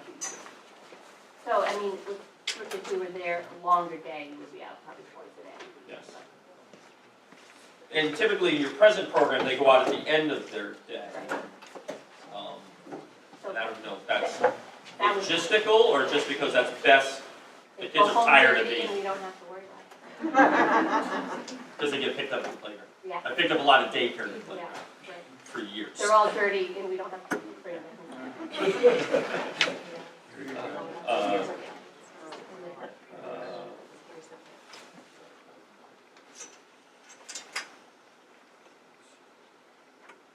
Traffic. Traffic's an issue for everything on narrow village street, whether it's Viewga, south.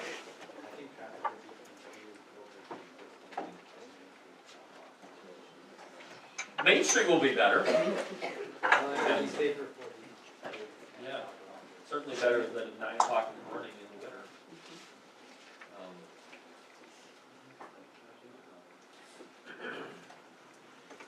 Third area is,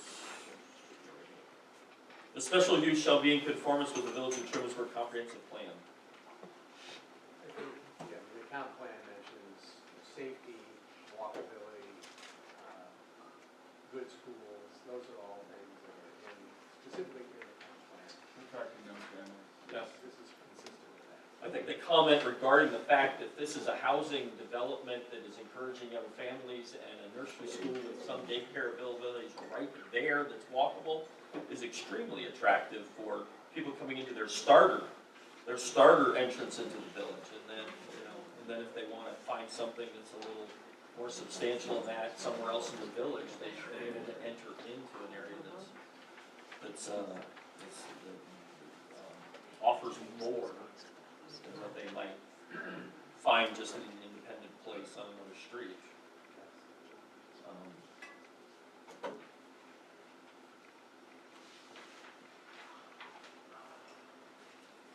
The issue of, there's something that hit me somewhere. The issue of the specifics, the fact that planning board has to look at this as well, I don't think it's inappropriate to offer a special use permit, and then planning board will deal with, we've heard comments about, well, the project keeps changing. That's the nature of a project. It keeps changing from comments. Comments were made, they need more parking, they added more parking. Now comments are made, there's too much parking, or we don't like the parking. Well, it's an ongoing process, and planning board has the ultimate responsibility of what all that will look like. The question is, do we want to, should an allowed use be allowed to be done here by offering them a special use? Well, I would make a motion to approve the special use permit. Okay. Can I have a second? I will second that. Okay. Comments or questions?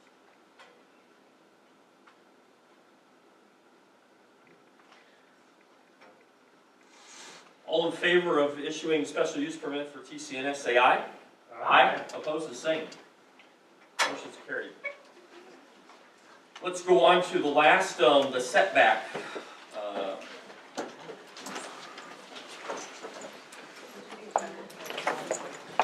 I don't care. These seats are extremely comfortable. I'm just saying. I'm sitting here, it's better than my couch at home.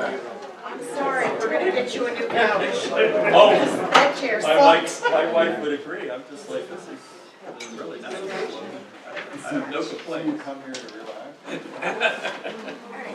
If only the TV's up.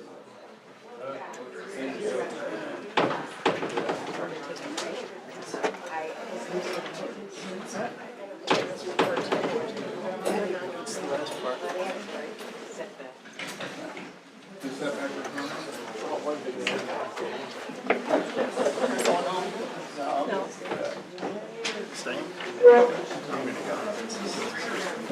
Get dinner.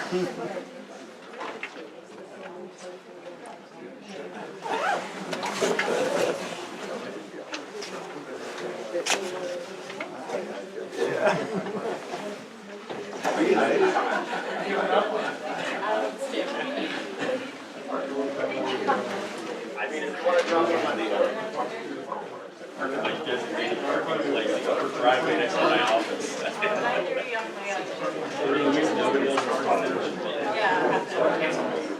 And then I walk down the.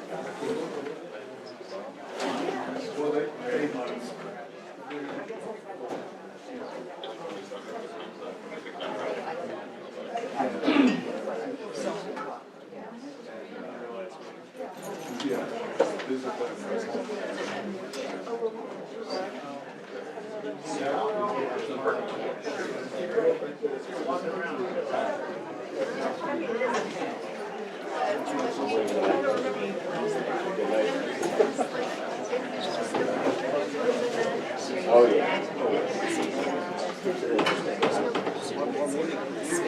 Yeah, I've gotten pretty ruthless now. Once we received the cameras, and decided we thought about, I knew there was going to be a lot of people like how to perform this. I did have brought that cable with me, power cable when we started. But plus to catch the losses.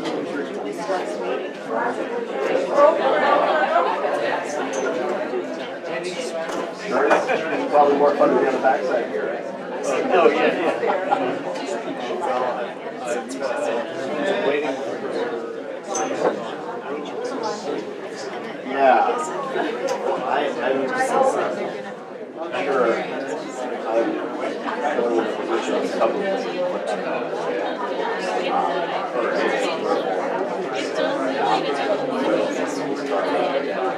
say how much I quit.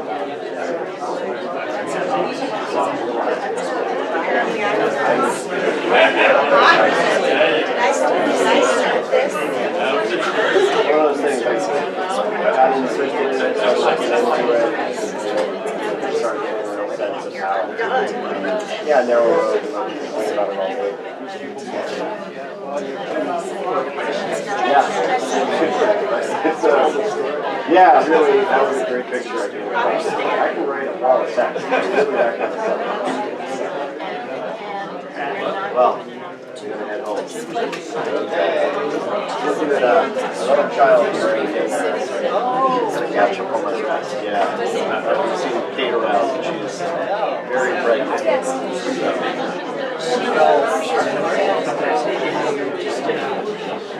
Oh, wow, and you weren't aware? Wow, that's crazy. Yeah. Impressive. I don't think that would happen these days. Didn't look too inside. Right.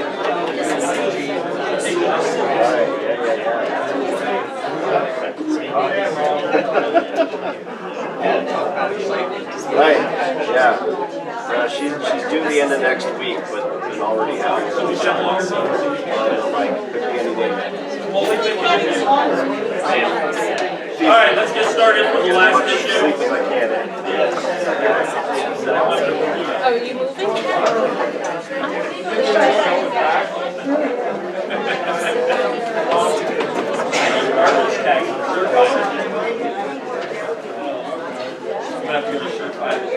$7 a.m. They always see you. They always pretend I need them on Wednesdays. But is there a holiday? See, some holidays come a day late. All right, we're going to deal with the setback requirements. Just remind us of the facts, because there's many changes to the plan. Agreed. There were 2 minor corrections. We submitted those today. A mystery line was eliminated, and the lot on Building 8 was moved up to the 25-foot setback. That was our mistake. All better. Pretty straightforward. Code requires 50 feet. We're asking for 25 feet. Again, we were encouraged by the planning board. I know some people disagree with that. It is what it is. We think it makes for a better design. The planning board seemed to feel that way. Ultimately up to you. You know the tests, you know the rules. We did provide additional architectural renderings based on our meeting last month. Ryan, if you could just quickly show those, that would be so awesome. This is multifamily rental concept. So this is the big building.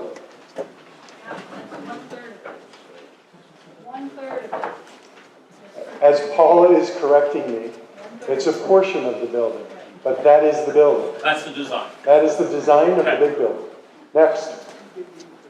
That is the center of the big building. So we wanted these 2 buildings to look like different buildings and connected. That's the community room. Okay. That is a rental townhouse concept. So we've got a number of rental townhouses on the site. 3, I think? 2, 3? 2. That's the concept. So that's part of lot 12 and lot 4. We've got another version of the rental townhouse concept. And we've got, this is the concept, so the for sale townhomes. The 4 units and the 3 units. So in the for sale units, is the idea in the plan that here are your options, and you choose from these options, I'm taking exterior options, so that this whole development has a certain look?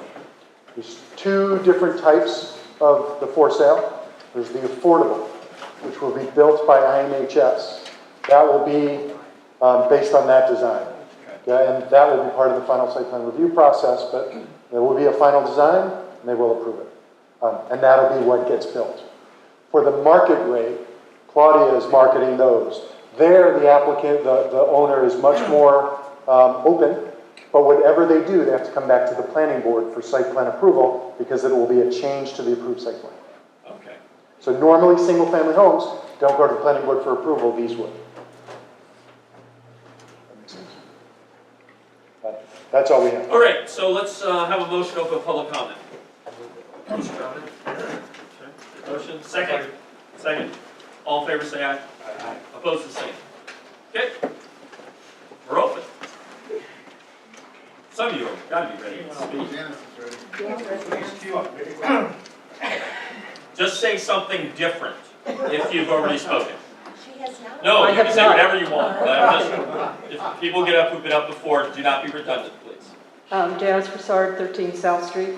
I'm thankful to the board for all your time and consideration of all these issues. A little closer to the mic, Okay, I said I'm happy that all of you are willing to give your time and effort to the consideration of these issues. And I believe that zoning and regulations are very beneficial to any community, and we don't have to look too far to see the effects of lack of zoning. On Seneca Road at the end of Washington Street, there's basically a junkyard. Of course, that's in Seneca County, where there is no zoning ordinances at all.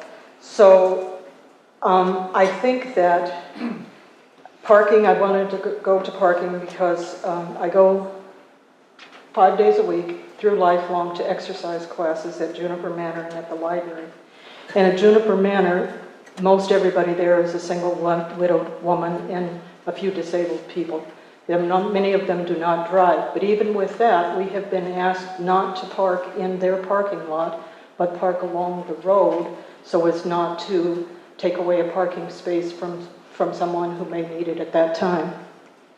I walk, so it's not an issue to me, but I would say there's between 6 and 10 cars every time that park in the driveway, so as not to take up space there. The bus does come through there precisely at 9:10, and one or two people get on it, and that's noted in the exercise class every day to check to see if the one man does get on.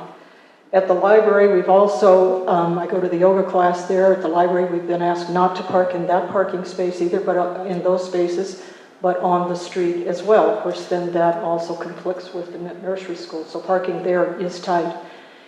I walk most everywhere in the village, and it's fortunate that I can do that because parking everywhere in the village is a problem, in my opinion. Now, as to setbacks, I live at 13 South Street, and I have walked all over this village for the 30 years that we've lived here, and I don't think there's one property in the village that is as close to the street as ours is. I measured it out twice today. It's 21 feet. If I didn't if I didn't plant rhododendrons in the front that would cover up the porch area, I would have car lights in my neighborhood and be on complete display to everybody that drives up and down that street or walks up and down that street. So a 25-foot setback is not ideal. I've lived there, I cope with that, but you can hear people's conversation on the sidewalk in front of you. It depends on how you put the parking. You may have those lights flashing right into your living room. So I know that the current zoning and comprehensive plan is under review.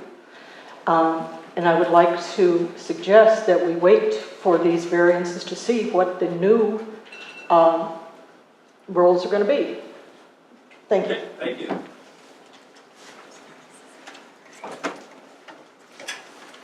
Well, my name is Paula Horrigan, 355 Pennsylvania Avenue. I'm getting very tired, but I can say I'm vehemently, foaming at the mouth, opposed to this variance.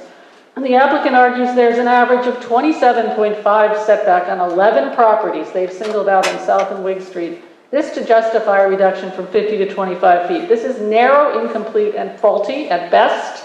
Yes, the village's older neighborhoods, like Janice just said, have shallower setbacks. Why? They were built in the 19th and early 20th century when streets were narrow, unpaved, made of dirt and cinder. Horses and carriages were the means of transport. Land further south was farmland.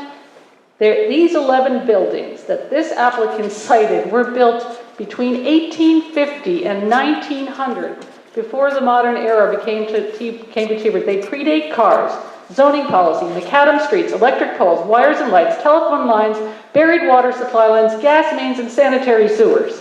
And they were built long before a daily automobile commute to Ithaca was needed and commonplace.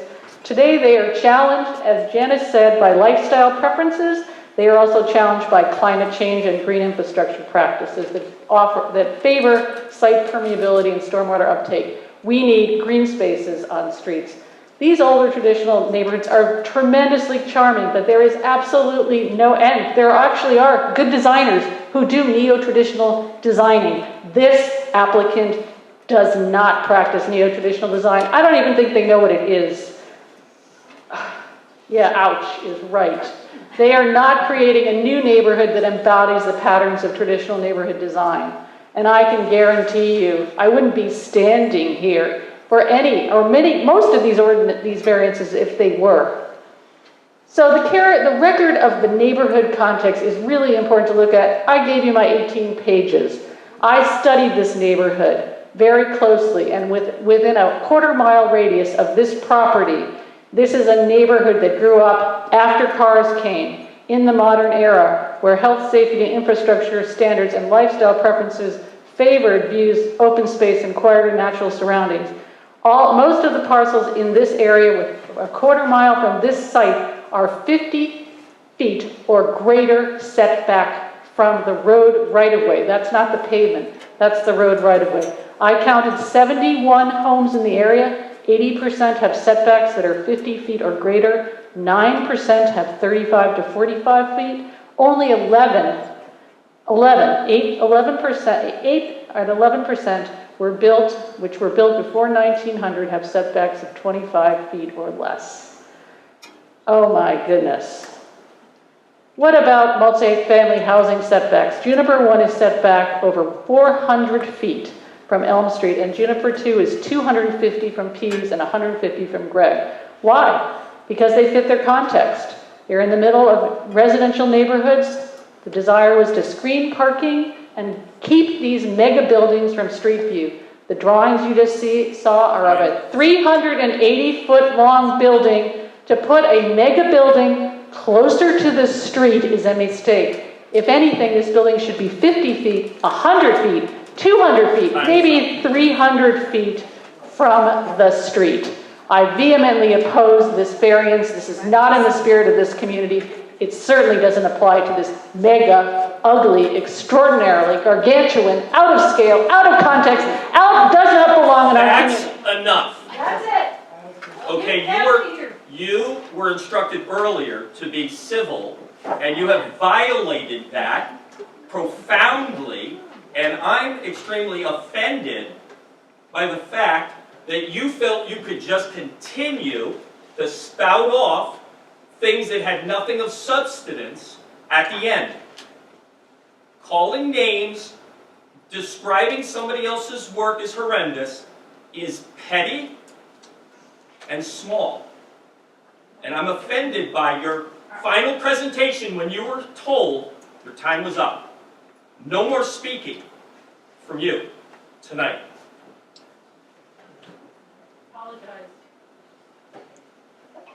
Well, Who's hello, next? hello again. Here I am.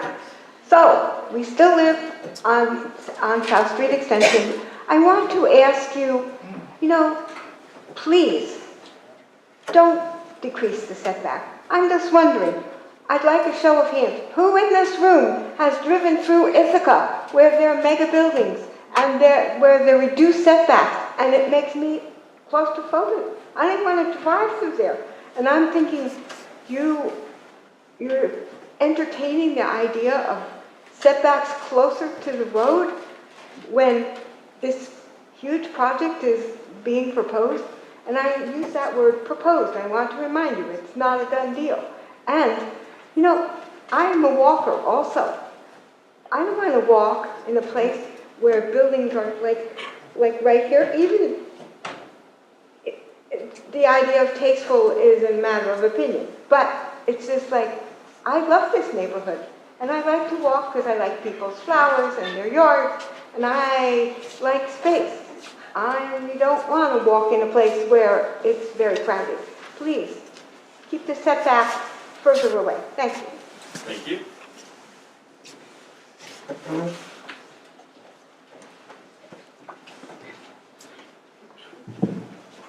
Kathy Klemperer, 31 Wick Street. I want to point out one of the great improvements of the new design. Previously, the apartment building was set back from the road and had a parking lot in front of it. Now you see the building from the road, but the parking is all behind it, and I think that's an immense improvement. I live on Wig Street. Our house is easily 25 feet, less than 25 feet from the road. I love sitting on the porch. I love being able to see my neighbors walk by. I love to see the children walk by. I love waving to the children. Some people like living in suburban style neighborhoods. That's fine. That was a trend in the 50s and 60s.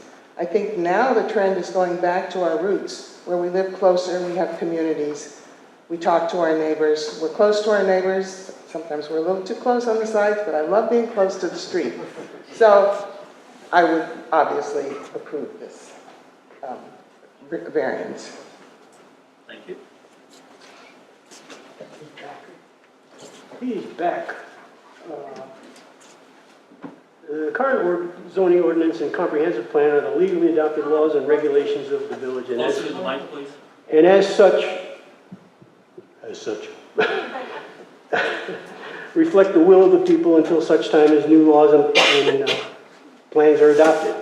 It's my understanding that area variances remain with the property, once granted, area variances remain with the property forever, whether the project for which they were granted comes to fruition or not, and will also affect property owners and the taxpayers everywhere in the village and school district that way. In addition, any such variances granted for this project will likely be precedent-setting for similar projects which may follow.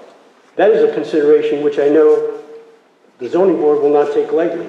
This board has demonstrated that in recent past when it ruled unanimously against an area variance request from St. James Church to add 10 to 12 parking spaces in front of the church and rectory, with precedent-setting effect of granting the request being one of the reasons it was rejected.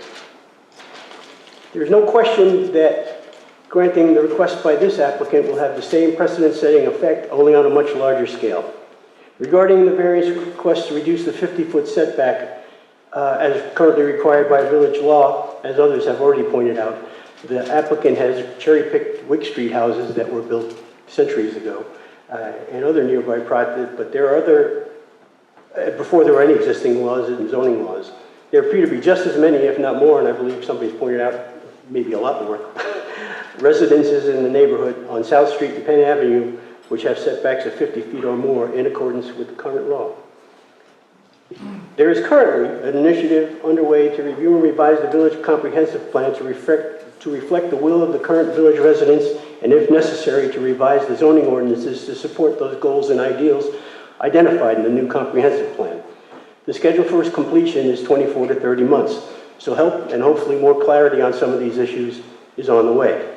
Meanwhile, I would implore you guys, you folks on the planning board, to respect the current will of the residents of this village as identified in our current laws and ordinances, and be extremely cautious about considering any variances before all the information is in. I see all these variances that are upcoming, and there are a number, I think, that are interdependent, and it seems to me impossible for you to make any kind of decisions on it until all of that information is, or at least much more than is available now, as these plans change almost daily, it appears now. So I appreciate your commitment to the community and the work on it. I'm new to all this stuff, and I truly understand now how much it takes to run a village. So thank you for your efforts in that regard.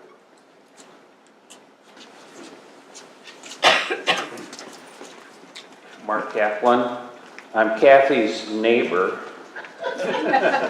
Sorry about my dog. Is there a zoning issue with the, never mind. I just wanted to touch base and suggest to the INHS folks that if they do a survey and find a very compatible neighborhood, similar to a lot of areas that a planner that we had for the village a year or so ago talked about would represent the kind of historic area that we have in many places in Trumansburg, that they look at, say, the Fall Creek area, which is a very nice area, and I think the setbacks are probably significantly less than 25 feet, maybe 25 feet. But that's a very popular area right now. There's a lot of families, young families moving in there. This is a singular neighborhood. It's not going to be Tamarack. And the setbacks, I think, as long as they're consistent, will probably make it an acceptable neighborhood to anyone that goes through it. Again, it's not Tamarack, it's not necessarily Wig Street, but I suggest that you look at the Fall Creek neighborhood as an area that would have a narrower setback than what our zoning may require, but it is a very, very nice area, and visually is very pleasant to see. Thank you. Thank you. And your dog's okay. The dog bit you. No, he didn't hit you. Oh, it's slow.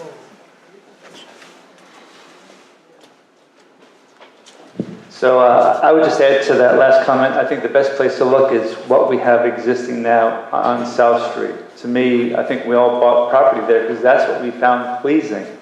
Not what's in Fall Creek, not what's in Dryden. But regardless, passing around something you may have gotten by email earlier today. That's my data when we talk about TCAT. Just imagine a bus going down that street when there's other cars going around.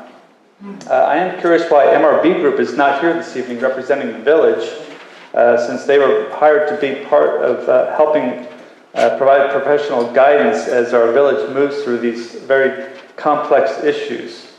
I'm concerned about one of the comments from one of the applicants earlier who said he's concerned about who will live there.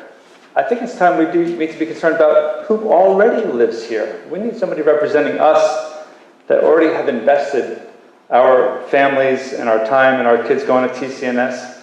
That's what's really important. They talk about trust them and their data. Well, I'll give you some of my experiences with their data. I recently was at a town board meeting in Tyre, New York, where two individuals from the community, a meeting very similar to this, came before that board concerning the INHS property recently constructed in their neighborhood. The first complained of gunshots being fired into the INH units and children continually running through their yard despite several complaints. What does this have to do with the setback? Because they're talking about trust their data, and I'm telling you they could cherry pick their data from different places, and they're not telling you about the data in all their places. So it is relevant to that point. Second individual said that he had asked about assistance for getting a sidewalk. INHS said that that is now the town's issue. The town made it very clear in that meeting that no, it is their issue. We're asked to trust these people to be good neighbors. I've lived there on South Street for a long time. The current property owner at 46 South Street has been there several years. I don't think they've once mowed their lawn. They've once shoveled their fire hydrant, removed trees that fall onto their neighbor's property. Why should I expect anything different in trusting that whatever they will say is going to be followed through? Thank you.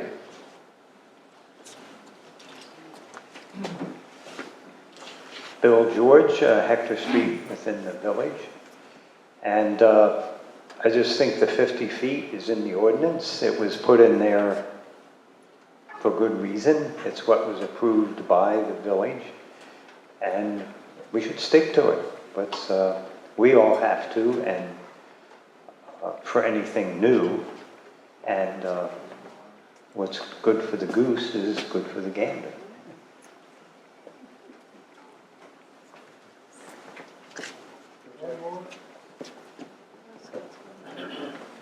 Hurry, Scott's gonna get it. Oh, I'm just queuing up. I thought I was the last one, so I could ramble. Not more than 3 minutes. All right. And Laura can take it. Be close to that microphone. Oh, right. I'd like to thank you guys for coming out. Cold night, no supper. Here we are, all of us. But you seem to get a grasp of things and cut to the chase pretty quickly, and that's kind of unusual at times, but admirable. The applicant's team. The applicant's team has been at most every meeting of the planning board, and although they've taken up a lot of time at those meetings, I think they're doing a pretty good job at presenting their viewpoint. I think Mr. Walters is definitely good at putting the issues in front of the boards and explaining as well. And I think Joe and Elena, Joe Bose and Elena Fast, are good at their jobs too. They're real estate developers, and that's what they do, and it seems like it's going along pretty well for them. But I'd like to emphasize that this is their job. They can go home every night and leave their troubles by the doorstep. The people that live around the proposed development cannot. Their setbacks are all like 85%, they're 50 feet or greater. This is a matter of health. The health of the neighborhood and the health of the people that currently live there. Many people in that circle this property are miserable. And they've been miserable for almost 2 years because INHS has come to town. When this plan was revealed to us after 12 months of planning, and now it's been 2.5 years since the plan was hatched, they would realize now that they need variances after saying they did not need variances for the whole period of time before 2 months ago. So the health of the people is pretty emotional, you know. We go to bed thinking about this, we wake up thinking about this. When they go home, because it's their job, they're probably not going to be thinking about this. They have other things to, dwell on. So it's a matter of health of the existing neighborhood. Thank you.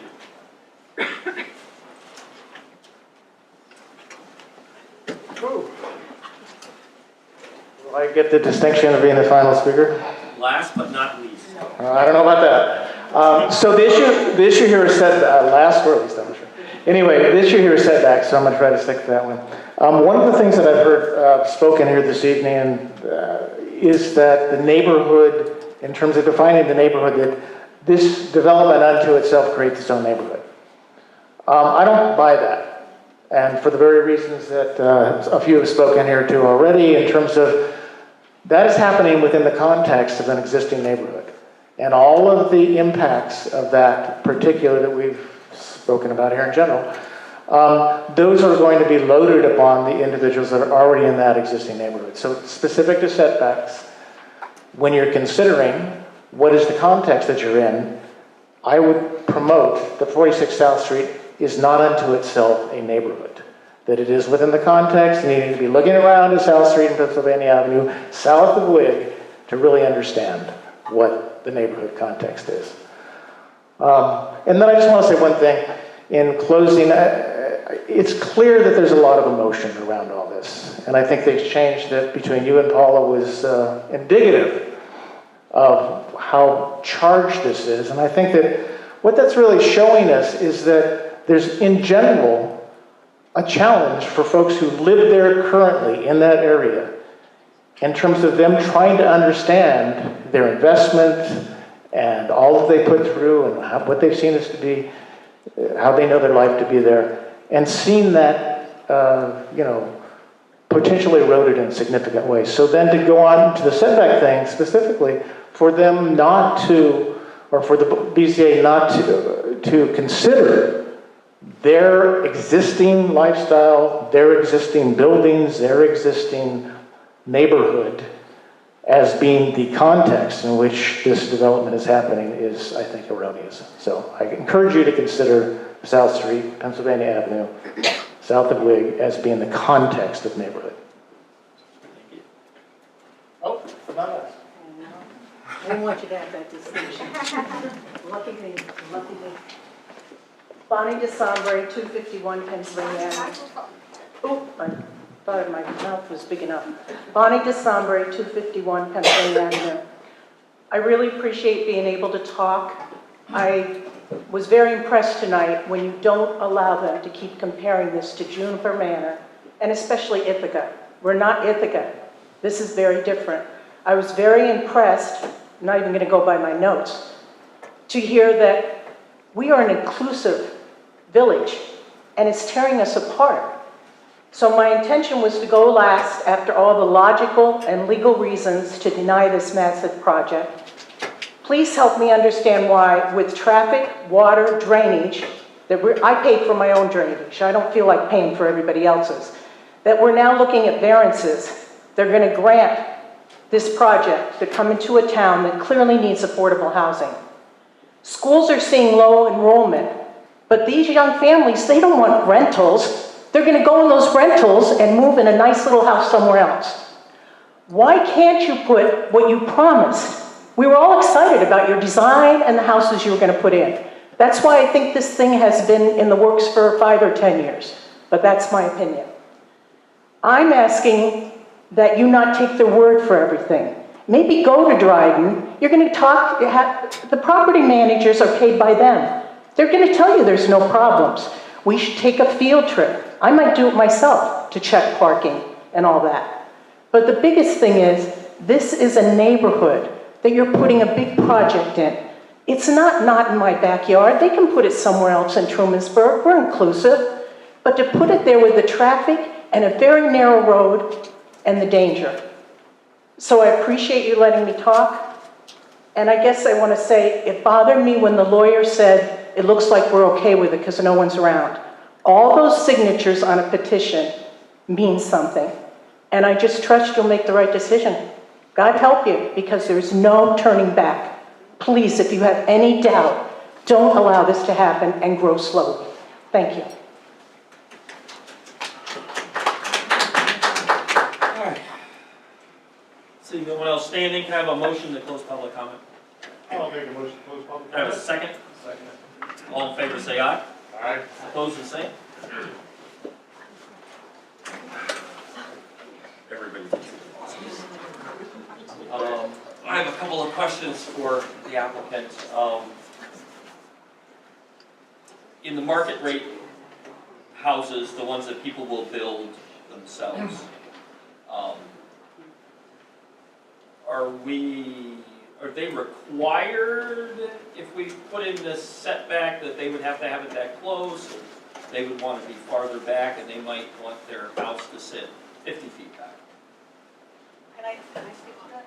I think that we still need to speak with the planning board. In general, the setback would be the minimum required, so normally you would be able to pull your house back if you chose to, as long as you were within your yard setbacks. Now, when we go before the planning board, they may have more interest in a consistent front yard, and that would impose a different condition. But in general, the 25 would be not required, but the minimum. I ask that question because as we deal with this, gentlemen, as we deal with these issues on a somewhat regular basis setbacks. The argument that is always the forefront is how does it fit in the street in which this property is, and does it look consistent?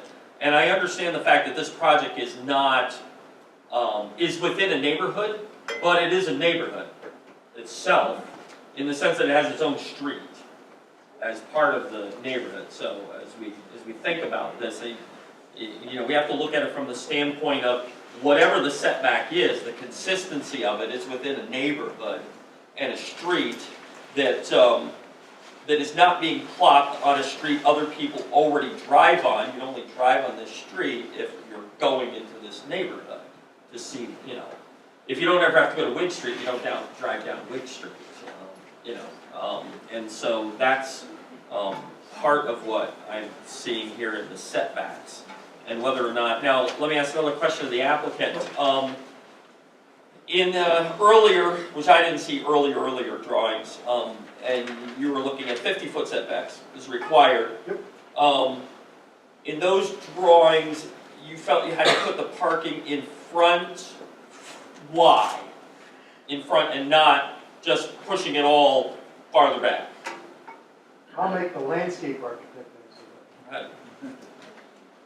Specific to, first thing, one of the reasons I want to answer the question, but one of the, in our opinion, benefits of pulling the buildings closer to the street frontage is just Maybe you should stand up and hit the microphone. Yeah, We sorry. can hear you pretty well. One of the benefits of pulling the buildings closer to the street frontage is to provide an even more generous rear yard buffer to the surrounding backyards of the parcels that directly abut this proposed development site. With regards to parking in the front yard, or in front of the large multi-family building on Lot 12, the largest building, prior iterations that had a higher 2-to-1 ratio, parking ratio to dwelling unit, situated parking on both the north and south sides of that large building. We consistently have met over the months with the planning board, and the general sentiment expressed by this individual whose name I apologize, don't remember, was in line with a lot of what we were hearing from the planning board, which is that they wanted to have a relationship of front porches, all of which, even the multifamily largest building, have ground level front porches. They wanted to have a relationship of the street and a walkable sidewalk neighborhood, which this is, to the frontage of the houses. You don't have that with 50 feet. So with regards to parking, and I'm sorry, I'll try to focus on the specific answer. There are a myriad of design solutions that could emerge. The previous iteration had parking on both sides of the north and south of the largest building, and the planning board didn't receive it well. They thought that divorcing those front porches and the relationship of the building to the street was not desirable, and thus we pulled the building forward and moved all the parking to what you could consider, behind the building. For the single-family homes, there have been virtually no changes. They are within driveways that are flanking the buildings. Specifically for some of the reasons that people have spoken about. We're not trying to have headlights in the front windows of people when they pull in at night. So, those driveways are to the sides of the building as opposed to being directly pulling in with your headlights, into your front porch, into your front window. So if I look at your drawings here accurately, you have on the outside perimeter of the road, where all the market rate houses are and the smaller structures are, you have a sidewalk that runs that whole perimeter. Correct. And then you have a sidewalk on the inside that, in a sense, circles the large building there. So it's front and back, so it leads to the parking, but also, so you have a streetscape that has sidewalks on both sides and about 25 feet of grass on both sides of the street that then goes to front porches of all the buildings. Yeah, I mean, if you want to just taking a typical cross-section, which in my mind is, very defining of what makes a neighborhood feel like what it is. We have a 22-foot wide road, curbed typically on one side, and the edge of pavement on the other. We have a consistent 8-foot wide tree lawn, which is a very generous vegetated strip with deciduous shade trees, 40 foot on center. So there's, soldiers marching of trees. We have a 5-foot sidewalk on the back edge of that 8-foot tree lawn. And then you have another foot between the back edge of the sidewalk and the front property line. The front property line, then we are proposing moving the front yard setback to 25 as opposed to 50, which is the zoning. So The 25 is from that. it's from the property line. The property line's how far from the road?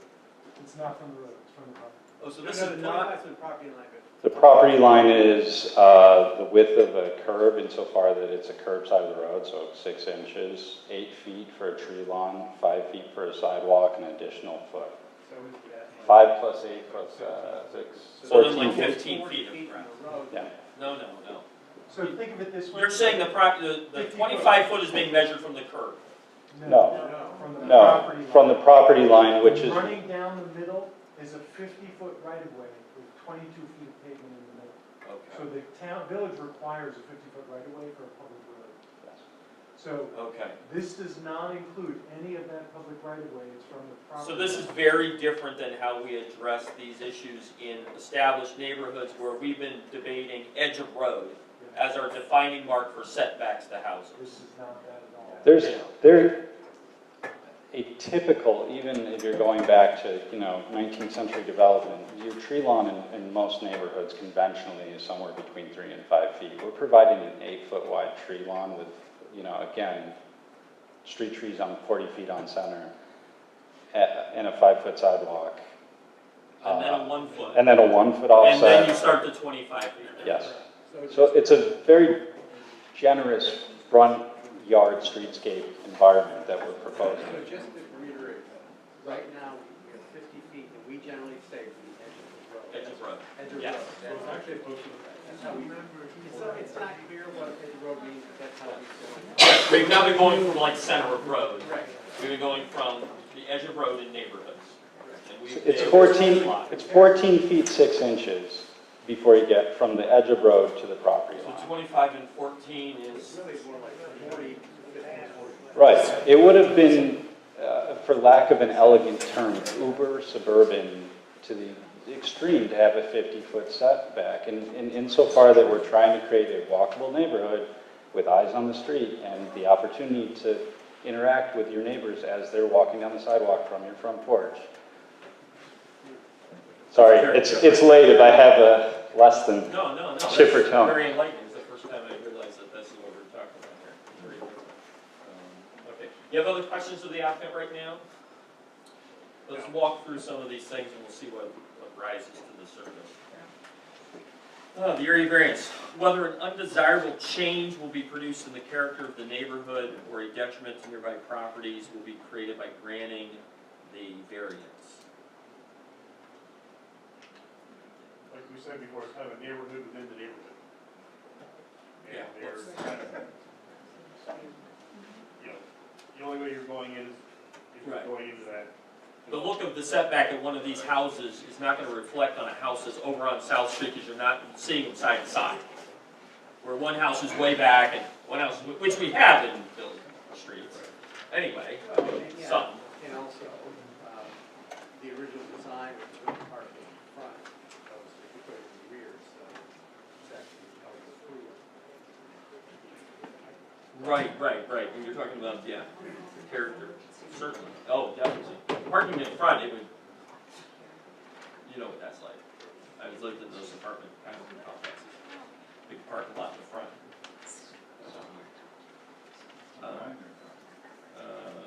Let's see, number 2. The benefits sought by the applicant can be achieved by some method feasible for the applicant to pursue other than the area variance. And put the parking back up in front. you are also going to cut into substantially the rear buffers on the entire project, both north and south. As you push things, particularly I'm looking on the north side, you push them all another 25 feet. You know, Well, it's not just 25 feet. an additional 25 Right. from where they are now. I guess you could move these back. That's what I'm I saying. don't know if you can move back 25 and still meet the rear yard setback. We can. Yeah. It was previously. It's going to change probably the orientation of how parking is done. So the parking's in the back now, it might not fit. Right, and so far that there are multifamily townhouses that have either 2 or 1 for 1.2 to 1 proposed variance. Parking, we've actually removed that and put that in the rear yard. Again, to maintain the integrity of the streetscape, which is similar to best practices in everything from commercial to small business across America. Nobody wants parking in the front yard. They put that in the house. The requested area variance, is it substantial? It's substantial based on their definition, but not substantial based on how we've defined every setback in the rest of the village, which is edge of road. We're looking at 20% versus 50%. We're looking at, yeah, basically 10 feet instead of 25 feet. You know, I mean, we would, if we offer a variance, we're going to offer it based on their definition. We're not going to redefine how they're measuring setback, and they're measuring it from. I'm assuming then all of the, well, the 14 feet of land that is the sidewalk and the treescape, who's responsible for that? That is within the city right of way. It's the ownership of the city. Sorry. The village. The village owns that, okay. How does the village feel about that? DPW? They feel fabulous. I had no idea. DPW's been deeply involved. I'm assuming they've been involved because this would become a village street. Yes. Actually, I had some conversations with Dustin Vandersea about it, and he does not feel that maintaining the road and the sidewalks there are going to be something that's onerous to the degree that they'll have objections to it. Obviously, it's new. It takes time to do that. You know, it's a bit of road and sidewalk. Well, fortunately, they have the equipment that can handle it now. Well, right now, they're only plowing Main Street predominantly, correct? On the sidewalk? No, the whole Safe Routes to School. All the new sidewalks that are put in. That's part of the contract on it. But now there's the equipment that they, you know. In fact, I think are they actually responsible for like the Main Street and the businesses, or are the business owners responsible for those, and they just do you a favor and I think it's all the others have, but I still got to shovel out to the street. Right, it's a sidewalk project. Okay, So. all right. Whether the proposed variance will have an adverse effect or impact on the physical or environmental conditions in the neighborhood or district. Well, the setback doesn't create any, in my mind, doesn't create an environmental issue, this particular piece of the puzzle. If we're considering it as its own sort of comparing neighboring properties, then it doesn't necessarily create an adverse No. physical condition. Right. That usually deals with, you put a house in this place and now it's affecting the neighboring houses environmentally because of where they put it, created the space.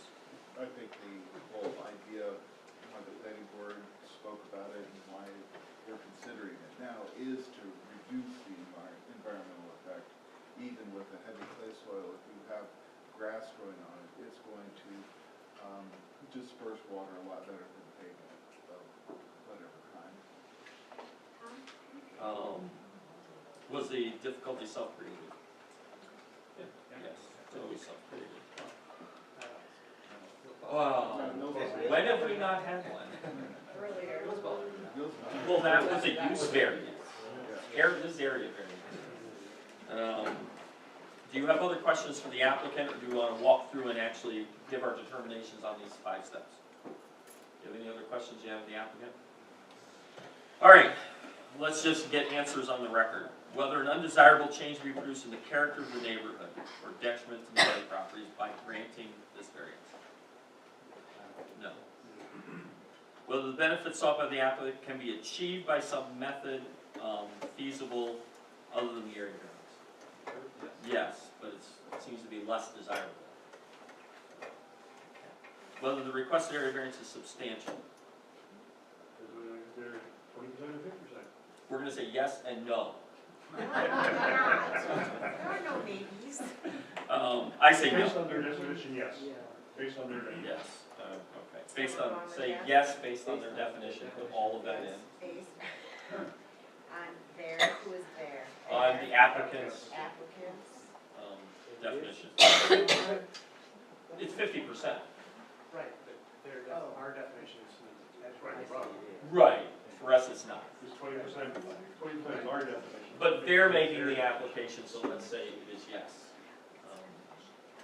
Okay. Proposed variance will have an adverse effect on the physical environmental conditions in the neighborhood. I said no. No? And self-created, yes. I will entertain a motion. Nope. We have a motion to approve the area variance as presented for a 25-foot setback. Have a second? I'll second that. Discussion or comment, question? Yeah, was that you? That was me. Yeah, it was you. All in favor say aye. Aye. Opposed the same. Motion carries.